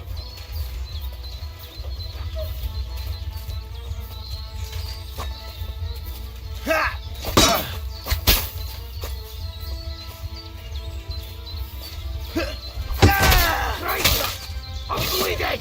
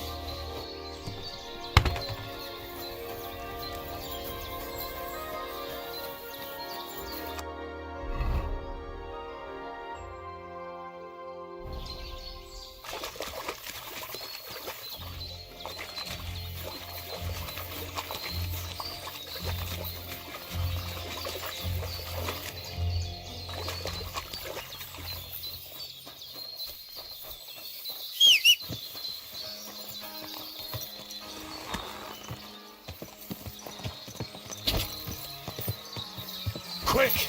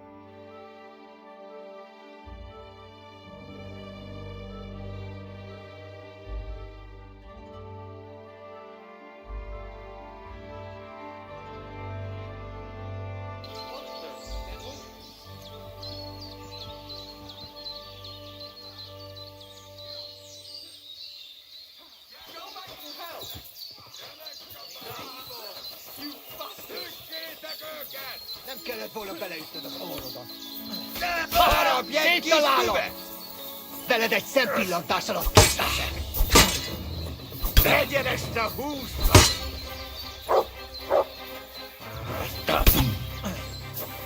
Nem kellett volna felbasznod minket, te böcs! Kivelezünk téged!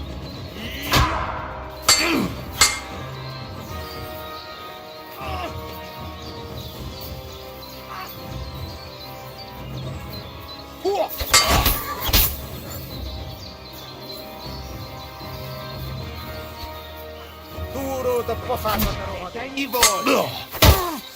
Ez most komoly!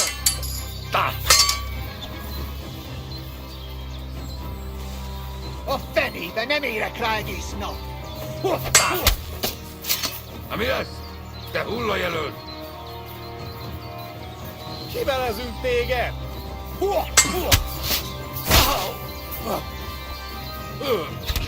Nincs esélyed, seggfej!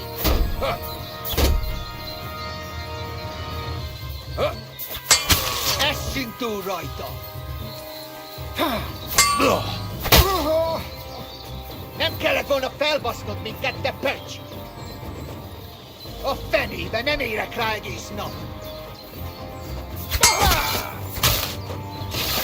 Arról támadj!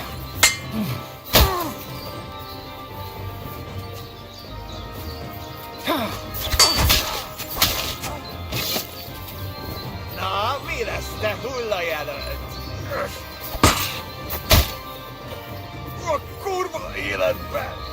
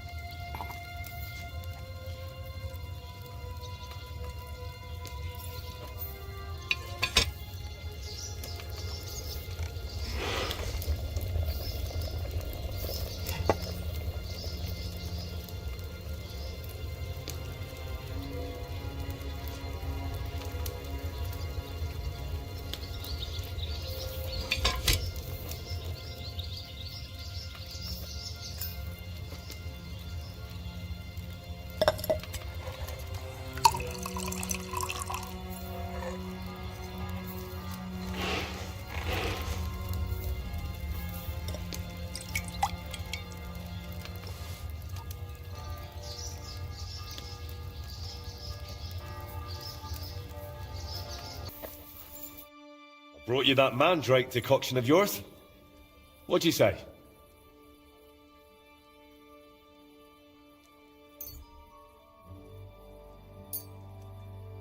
Well now, Henry. Last time I saw it this beautifully clear was from that herbalist. Mine always turned cloudy. And it doesn't even stink.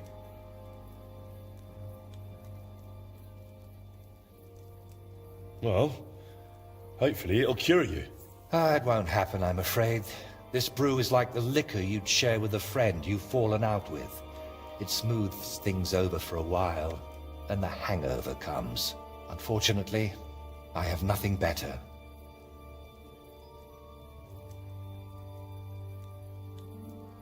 How exactly does that voice of yours sound? What does it actually say? It mostly wants me to paint, as much as possible. Sometimes it even gives me tips. But other times, sometimes it blames me for what happened to Voita. What I did, what I didn't do. Everything that's gone wrong from that moment until now. And actually, I feel it sounds like Voita. As if the devil stole his voice just to torment me. But let's not speak of it anymore, please. I'd like to drink that decoction of yours and get back to work.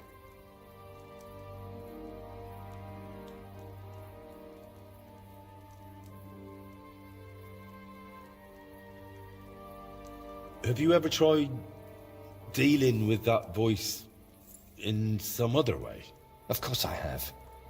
I went to a priest, a sorcerer, a soothsayer, and a beggar who fancied himself as some sort of wizard. But I never dared tell any of them as much as I've told you.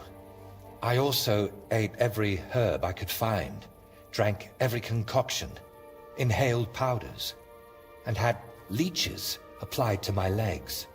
The last thing left on my list is to have a hole drilled in my head. Maybe then that voice would fly out.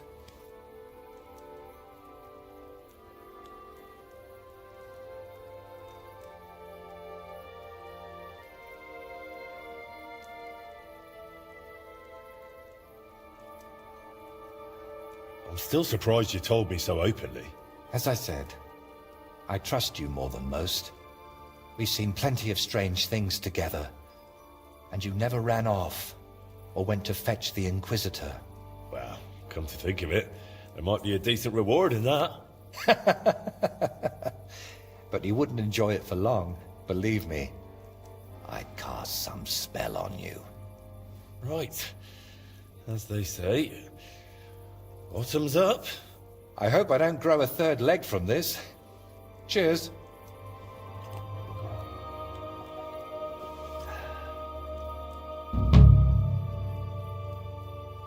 So, did that decoction work for you? We'll have to wait and see. It takes time to take effect. In the meantime, I suppose I ought to get back to work, right? I really don't feel like it. But I've only got St. Vitus's face left, plus a few little details. Then someone needs to put it all together. My paintings are only one part of it. And what other parts, besides your painting, does this altar have? Aside from the shrine itself, mostly wooden figurines. Which reminds me, Plunk the carpenter, who's making all of those, should have finished long ago. I'll have to check in on him once I'm feeling a bit better. Where are these carpenters you're working with from? They've got a workshop right here in town. I hope that would speed things up, but I might have been wrong. They're always behind schedule.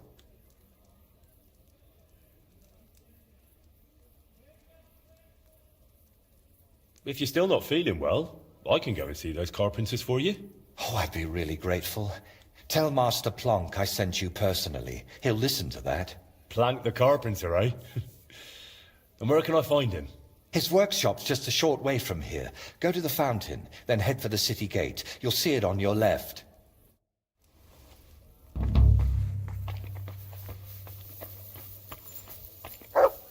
How's life treating you? Not too bad. But I've got so much to do, I'll have to split myself. Nice and silent.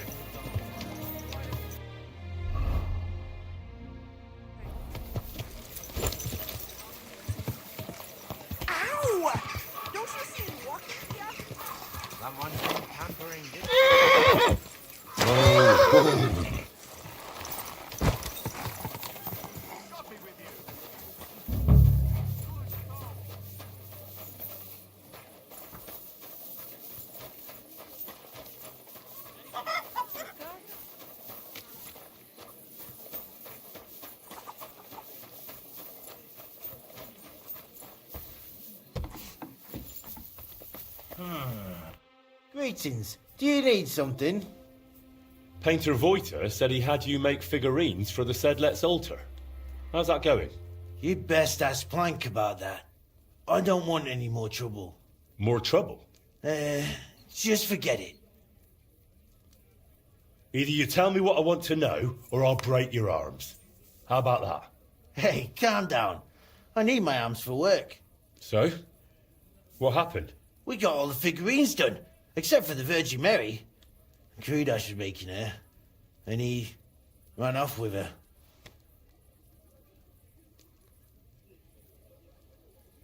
Who's Krudos? Another apprentice? Aye. Well, he's not cut out for the trade. Plank's always losing his temper with him, but it doesn't do any good. Why would he even take that figurine? After he showed it to Master, he got smacked. Because it was shoddy work and it took him forever. So maybe he wanted revenge. I'm not sure. That doesn't sound like a very clever revenge. Well, Krudosh ain't the sharpest anyway. Where would he take that figurine? Sometimes he and Plank took goods to, well, fences. Maybe that fool went to them too. And where did they meet up? No idea. Plank never took me along. He only ever went with Krudosh because he reckons he looks harmless. Harmless? Aye. Plank couldn't lug all the goods by himself, but he didn't want to provoke them thugs by turning up in a big group.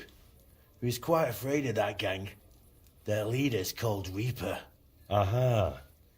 So they're more bandits than merchants. And you truly don't know where I could find them? I swear by all the saints. Only Plank knows that.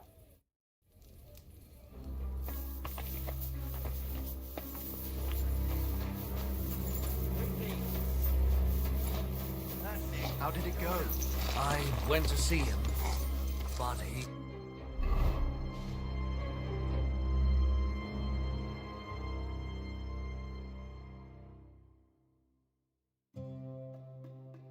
threw me out, and you were surprised.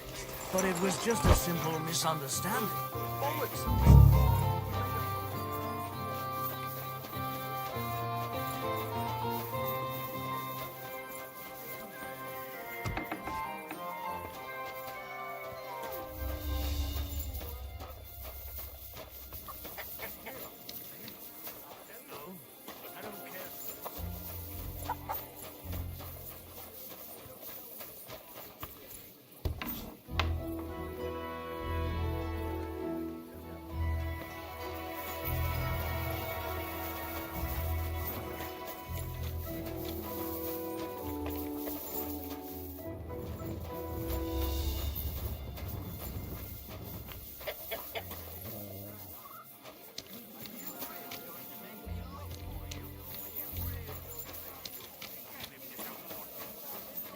Just... You piece of shit! Oh.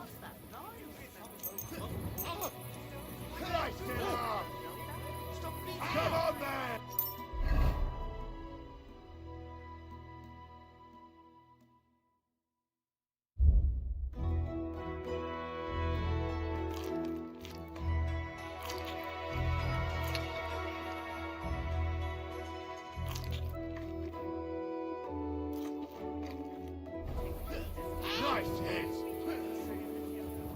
Hang him!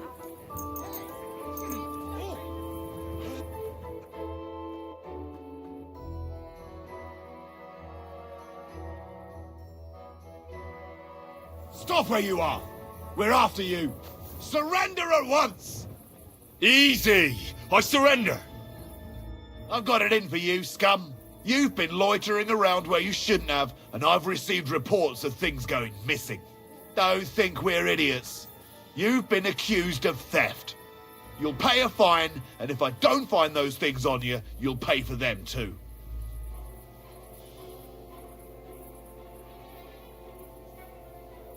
How dare you accuse me like that? Like some ordinary peasant? Do you have any idea who I am? Oh, I apologize, my lord. I must have made a mistake. Let's just forget about this. Why don't you dawdle about here all night? Oh, I don't mind.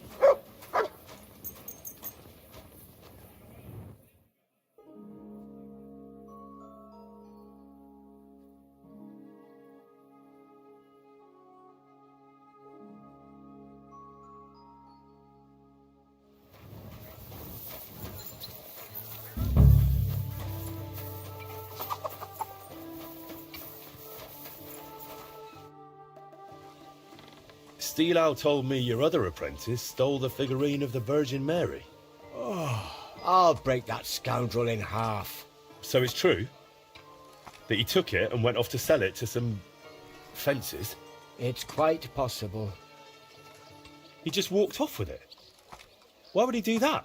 The bungler used up half a forest carving it and fiddled around with it for almost a week. So once he'd finished, he got a bit of a slap. Discipline must be kept. And instead of showing respect, he nicks the finished piece and runs off. If I get my hands on him. How do you even know about that gang? You're not about to tell me you share a pew with them in church, are you? Well, they want figurines and various other stuff, so I sell to them, you know. But they usually have pretty odd requests. They give me sketches, and then I'm meant to make things that look as close as possible, but from soft wood. Just cheap knockoffs. Are these fences dangerous? They carry steel, little surprise. But they never done nothing to me. Not that they'd have any reason. Where will I find those blokes? Are they local? I don't know where they bed down, but we've got a spot arranged where we meet if I have goods for them. You know Zimburg, that ruin? It's south of there. Best not go right up to it. Skirt around along the road to Malashov via the ford to the west. After a while the road forks, so go left. Then once it merges again, go left again into the woods to the south. There's a battered old house there. You'll see it from the road. If you're lucky, you'll find Hrudosh there with them. If not, they might at least tell you which way he went next. So, these fellas buy cheap knockoffs and lug loads of weapons around? You're doing business with some thieving gang, eh? They spot something valuable, pinch it, and replace it with some rubbish from you so no one notices. That's what you say, not me. And between us, that master of yours, Voita, is one hell of a strange bloke too. It's the pot calling the kettle black. Fine. I'll check out that broken down shack. If I find Hrudosh, I'll send him back your way. No chance. If he wanted to run off into the wide world, let him. I've already got another apprentice in mind, and God willing, he won't be half as dim.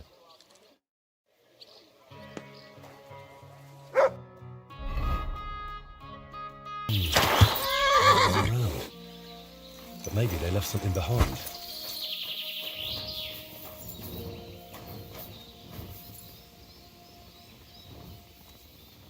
Might Hrudosh have left it here?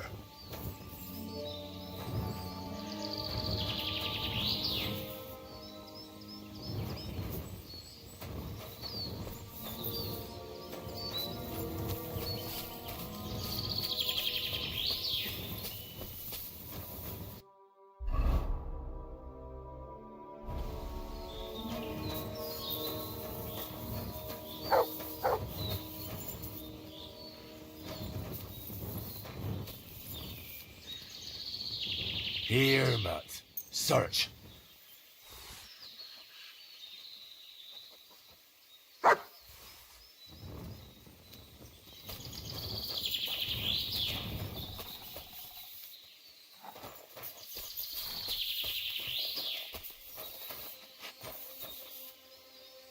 Blood.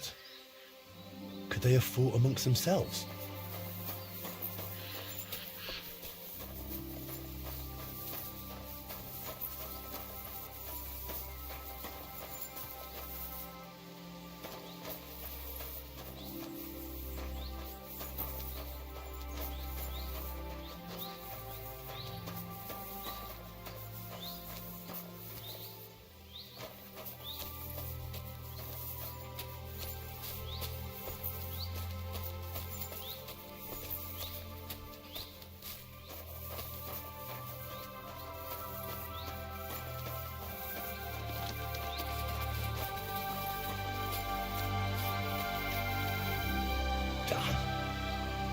I hope Hrudosh is still alive.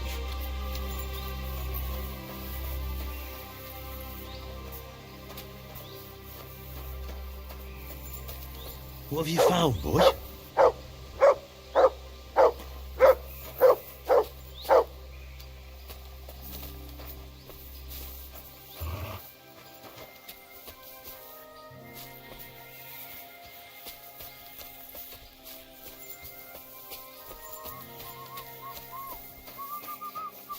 You! Get out, now! Kurva! Enough! I'll teach you, you fucker! Ha!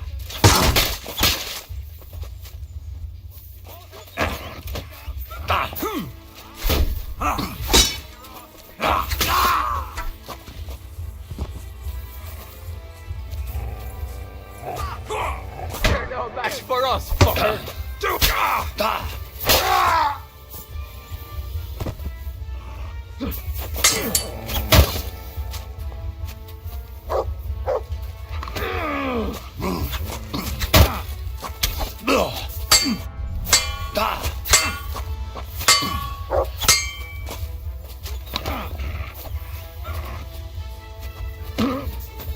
You wanna try me?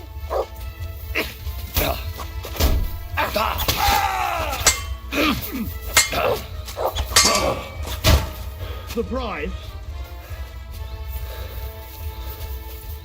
Do it!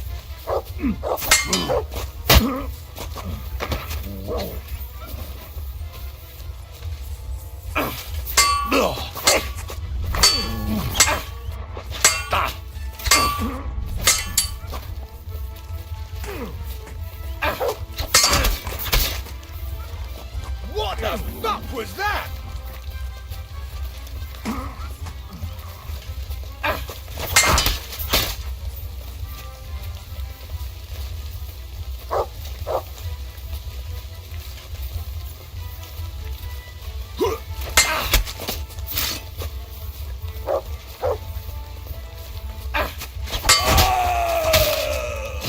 Show what you're made of.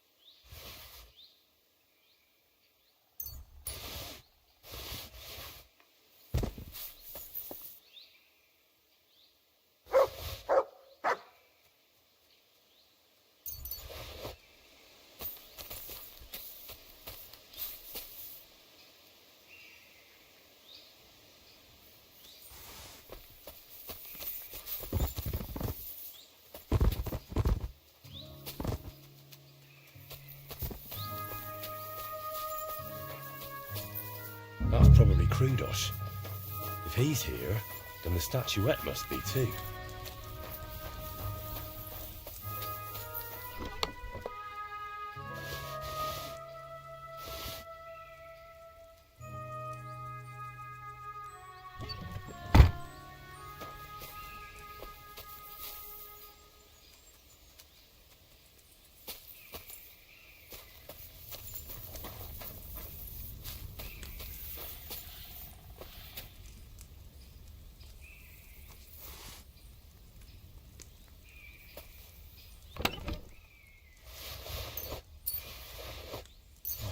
Goodness.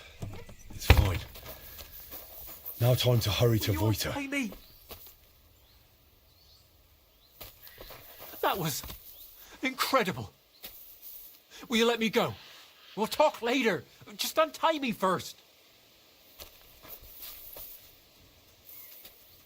That was... Hey, you saved me.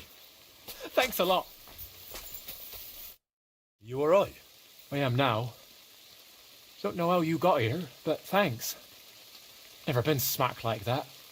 Not even by Plank. He's the one who sent me after you. And why? Don't worry. I won't thrash you like he does. But you could use a bit of discipline. What were you thinking, coming here alone? Well, I just thought I'd earn a little extra coin, that's all. Why did you steal that statuette? For a lass, actually. I sort of modelled this Mary after her. But she's really lovely. But I still don't see why you had to pinch it. Well, Steelow, who's apprenticing with me, said I should buy the lass something nice. That's what they go for. I could barely afford a beer. So I thought I'd try my luck with these fences. Plank does the same from time to time. And what would you do then? After all, Plank knows what you did. Well, I didn't think that far ahead. Tell me about that lass you fancy. She's awfully pretty and kind, but she might not be too bright. Sure, some fool to furnish her old house for her. Something's always breaking in it. Poor Steelow goes over to fix everything and always comes back battered. I told him I'd go next time, but he's too nice and won't let me. Oh. And how often does he go round to repair her furniture? A few times a week, or sometimes even more often.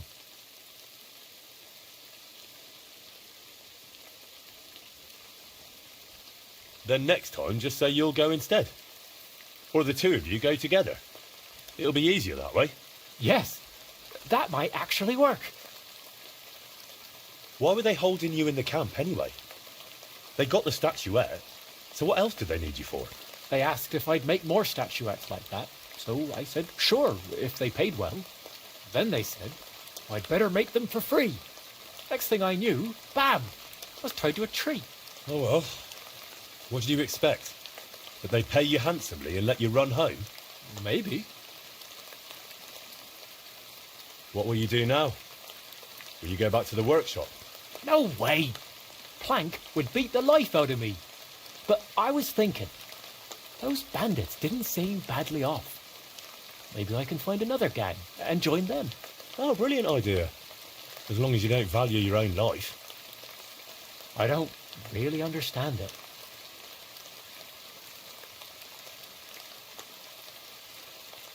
You've upset a lot of people in town with that theft. If I were you, I'd leave. Maybe for good. Damn, that's serious. All right, I'll scarper. Thanks for everything.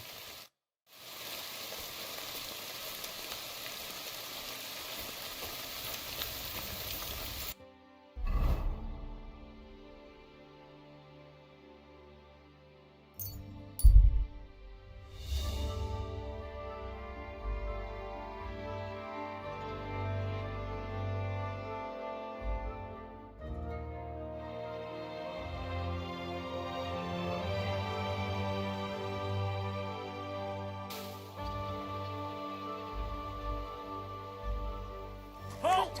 Don't move a muscle! I have to search you! Don't I know you? Oh, you must have sent you. Someone else. Wine from the best grapes, ripened in the Czech sun.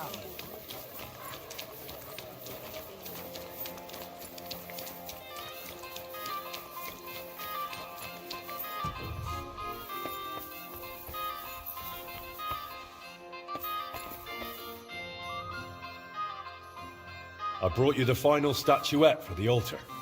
The Virgin Mary. Has Plank delivered the rest to you already? That's right. And how are you feeling? I'm feeling better, though not by much. Mostly thanks to that potion you gave me. I'm glad to hear it. I tried my best to brew it well. I know, and thank you, my friend. You've always been there for me, watching what I do and judging me.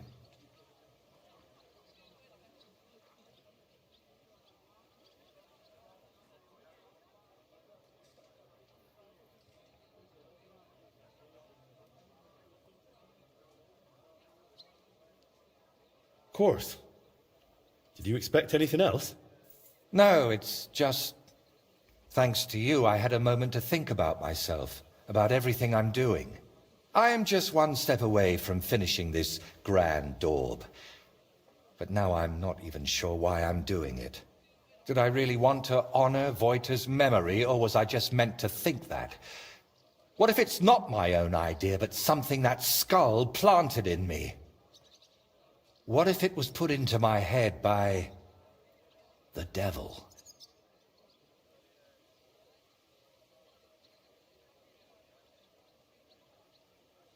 What devil? I know you're doing it for Voita, and that's a noble goal. Noble or not, what does it matter if I can't even say what Voita would have wanted? I'm chasing no one's goal. And you, I thought God sent you to me. But if the devil has plans for me, who knows what role you play in all this? Why did you untie me back then by Trotsky? Out of the goodness of your heart? Or were you hoping an old man in trouble might pay you back somehow?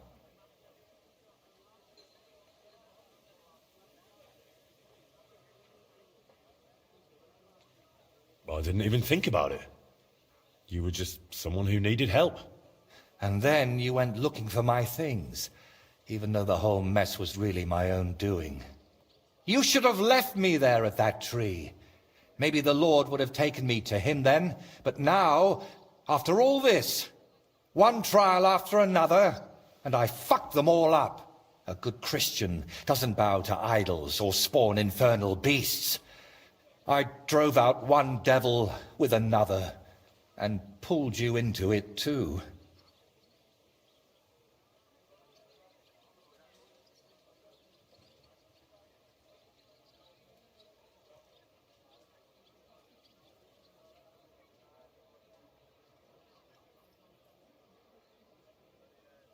You haven't ruined anything. I know you well enough to understand you weren't doing it out of malice. I wasn't, but the devil tempted me with his voice, and I gave in. I can't just wave this away and pretend it's not like that. We even plotted a murder together, for Christ's sake.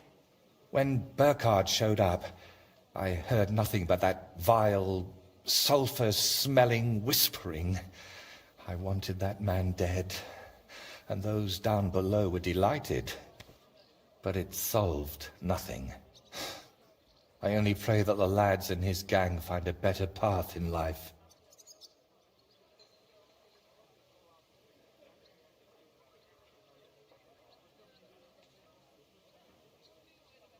Look, you said Thrush had posted a reward, and I'd already dealt with a few bandits in my time, so it was obvious.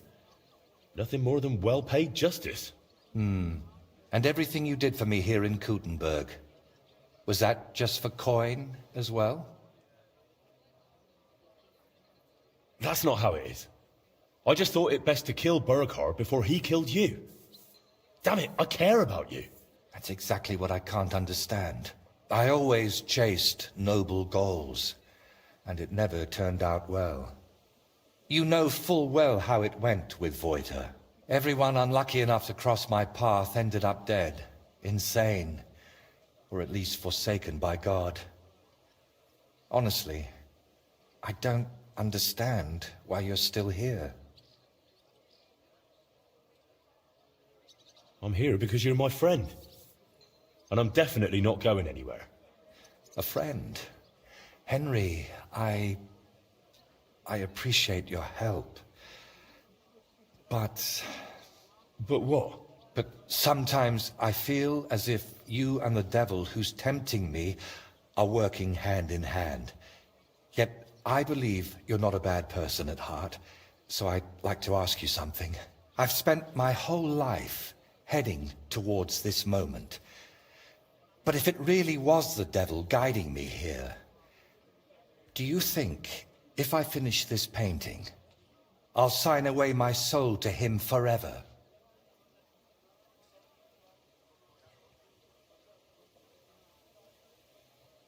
Well, you got this far through your own effort and talent, not some curse. Look at this splendor. The devil can't create anything, only destroy. That's exactly what I'm talking about. He's destroying me, so I'll create in his stead. Did you do all those things with evil intent? I don't think so. It was out of love. For your craft, your dear ones, for the world. Maybe you're right. Out of love for my neighbor. Not for myself. See? And if the devil tries to tempt you again, I'll handle him myself. I hope you won't have to go all the way to hell for that. But how would you even get there? You, who were sent to me from heaven. Thank you, Henry. Go and fetch the people from the monastery. I'll have it done tomorrow, whatever may befall.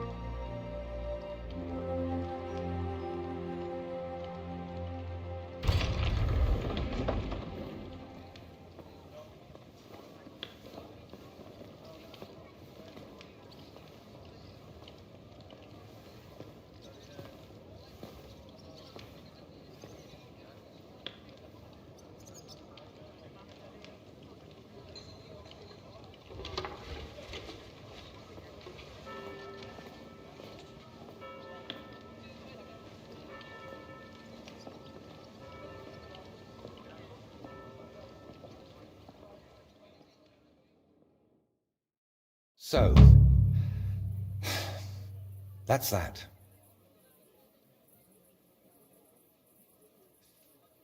How'd you feel? It's strange. I was afraid nothing would change, like it was with Burkhard that time. But I feel differently now, and it's all thanks to you.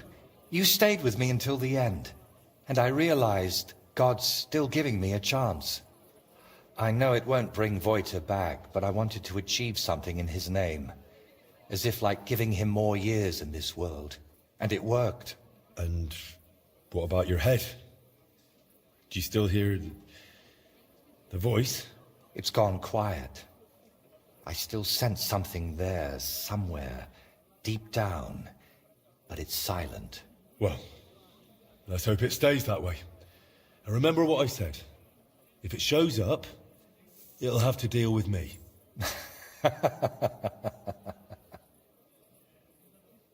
And now? What will you do? Well, the best part of painting was how many places I got to see. Maybe in the autumn of my life, I'll travel a bit. And they say, autumn is lovely in Ryknov. Watch out for the trees. You know you have a certain pull for them. Can I help you with anything else? Collecting hair from a leshy? Beating up your neighbour? Arranging an audience with the king? Not a thing. You've already run around and bothered yourself enough on my account.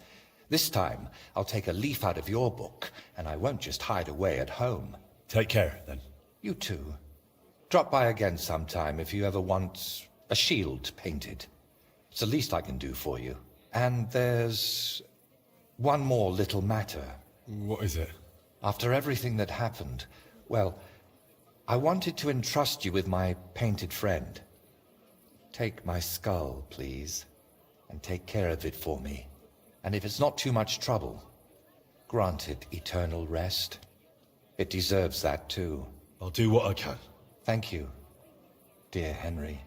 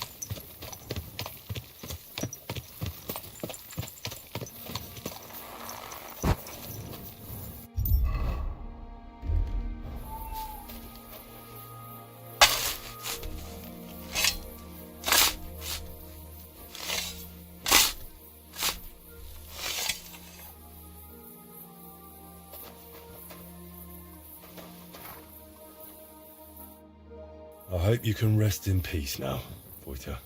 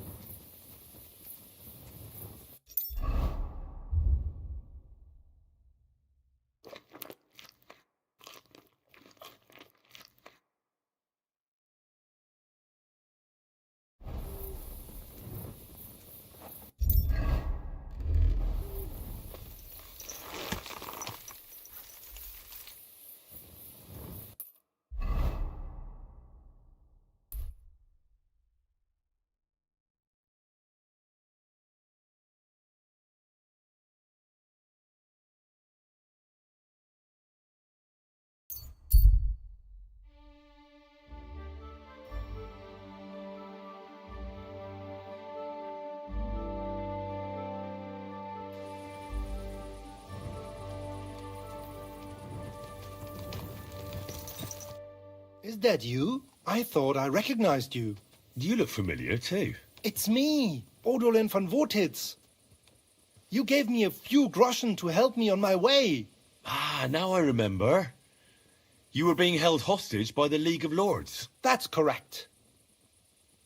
How did you make it home? I checked out a couple of wayside inns and got lucky. With the little money I had, I finally found a caravan. The carter didn't mind hosting a lowlife on his wagon, as long as he was getting paid for his trouble. He dropped me off a short distance from Wotitz, and I walked the rest of the way. What brings you back to Kuttenburg? And with a retinue at that? My father and I won't let them get away with what they did to me. Let's say we're on our way to scope out the land of some acquaintances of ours. Well, you're going to settle a score. And who knows? We might just run into someone important and take him on a visit to our place. We've already fixed up a nice room with a solid lock. Would you like to see it? No, I'd rather not. I was just teasing. It's all set up for someone else. I have to get going. I'm glad you're all right. Wait a moment. You helped me, and I won't forget that. Here, take your money back, so we're even. And I have something else for you here. I think it might come in handy. A fine weapon. Dependable. It's felled a few deer in its time, and it would put a decent hole in a man too, if you ever needed to defend yourself. My word. Thanks. I bid you safe travels. Same to you.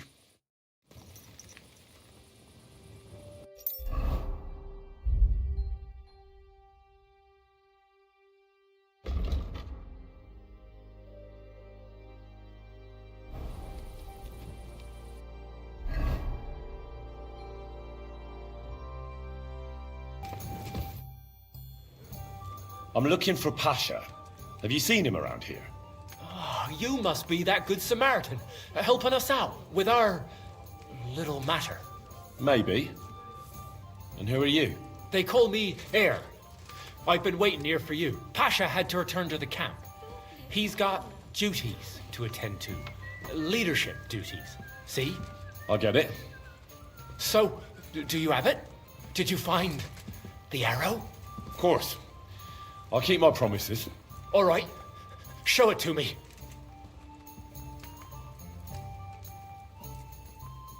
That depends on whether you have a reward for me. That, I don't. I was told to wait for you here, and then take you to the camp. Pasha will pay you there. Well, that's a shame. I was thinking it was too easy. Well, let's go then, eh?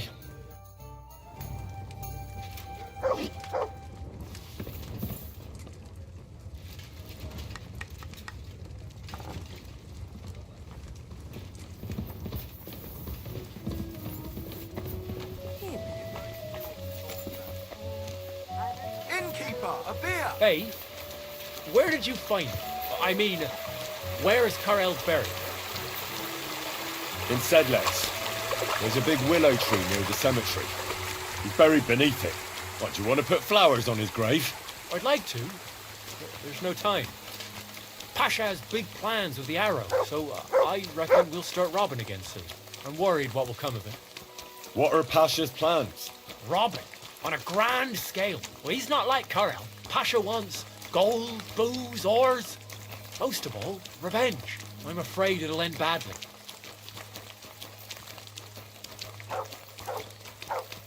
Well, maybe it won't be so bad. Things will settle down in a few days and go back to how they were before. I wish. I reckon things will only start getting wilder and wilder. Pasha's got everything planned. Who he'll take revenge on, who he'll rob. There are savage times ahead. I don't want to go back to the camp. Pasha's leading us straight to hell.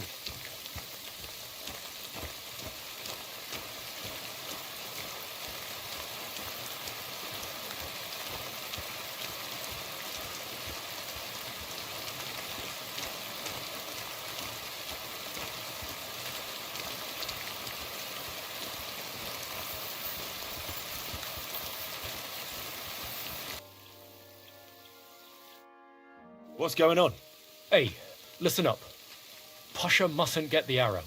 If you give it to him, well, you'll be killing us all. The man doesn't know when to stop. He'll drag us on raids we won't come back from. What do you suggest? Give me the arrow. I don't have any coin to pay you for it, but you'll be doing the right thing. You'll save a few good men from certain death.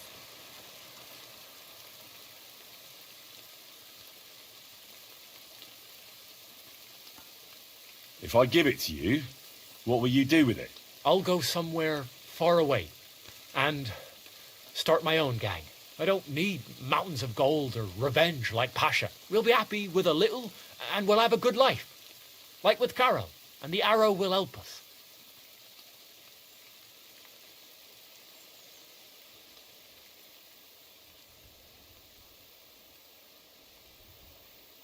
You're the same bunch, aren't you?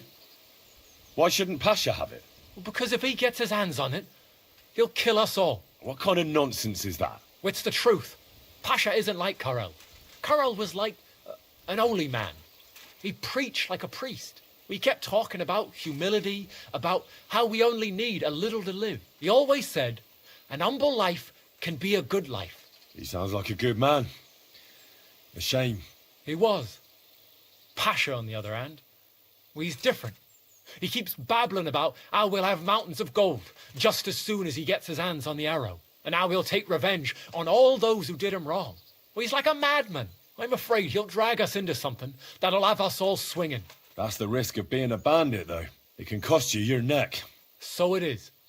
But I'm not going to hang just because Pasha wants his vengeance.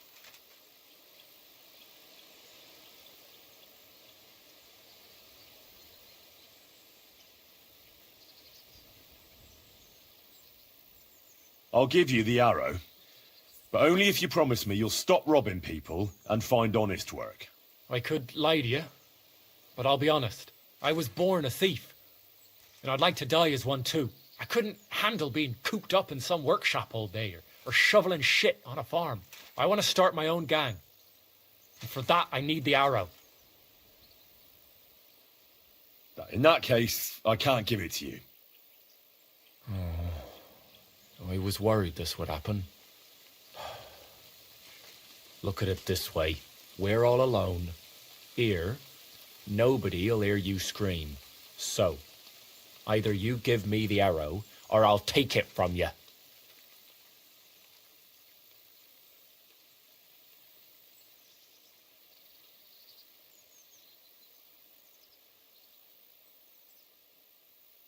Do you know what you find when you hack someone's head open? I do. It's always the same. Blood and nasty stuff. So, let's see what's inside yours. Fuck! Oh, I don't want to die. Leave me be. Please. Clear off.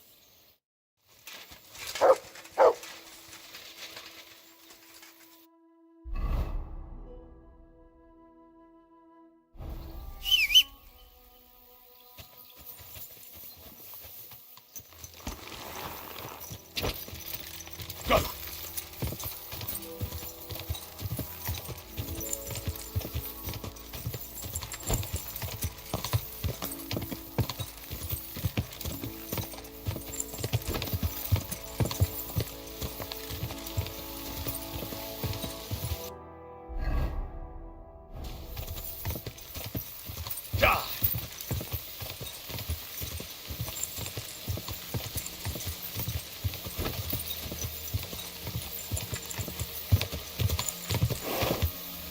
Whoa!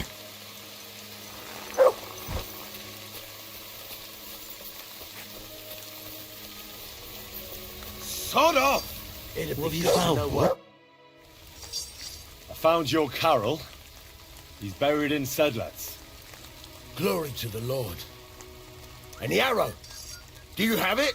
I do. And I'll tell you, getting it was weird. Never done anything like it. See? You felt it too? It's a powerful artifact, and its power will save us. Where's Hare? I left him to wait at the Devil's Den, so he'd lead you here.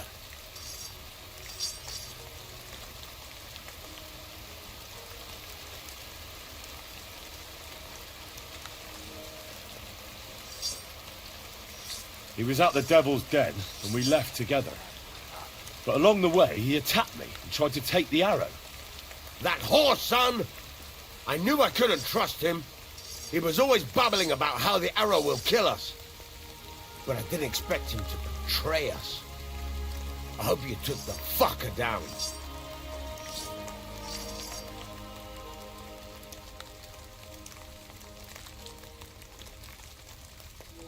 I didn't.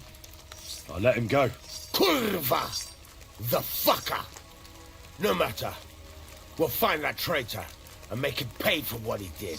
But first things first. Give me the arrow. Here it is.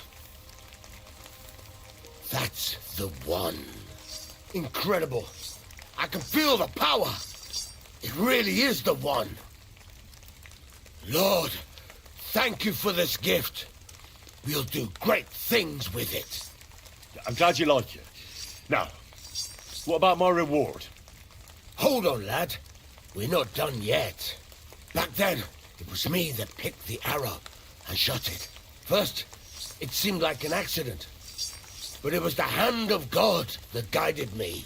Through this arrow, our Lord sent down incredible power to one of his flock. And now, it's my turn! Just like Carol before me, now I'll receive the blessing of our Heavenly Father. Wait, what are you talking about? Today, it will be you who blesses me with the arrow, friend, and we'll never go hungry again. Wait, you want me to shoot you in the head? Don't be afraid. No, it will endow me with great power, and then I'll lead my companions to abundance and plenty.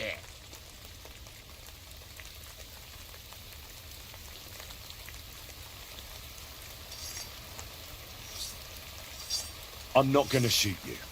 Use your head. The Lord blessed Carol, not you. You have no idea what the arrow might do to you. I never thought of it that way. Keep it as a relic. That way Carol will always be with you, as well as the blessing he received. Sacra. I reckon you're right. You're a wise man. Just like Carol was.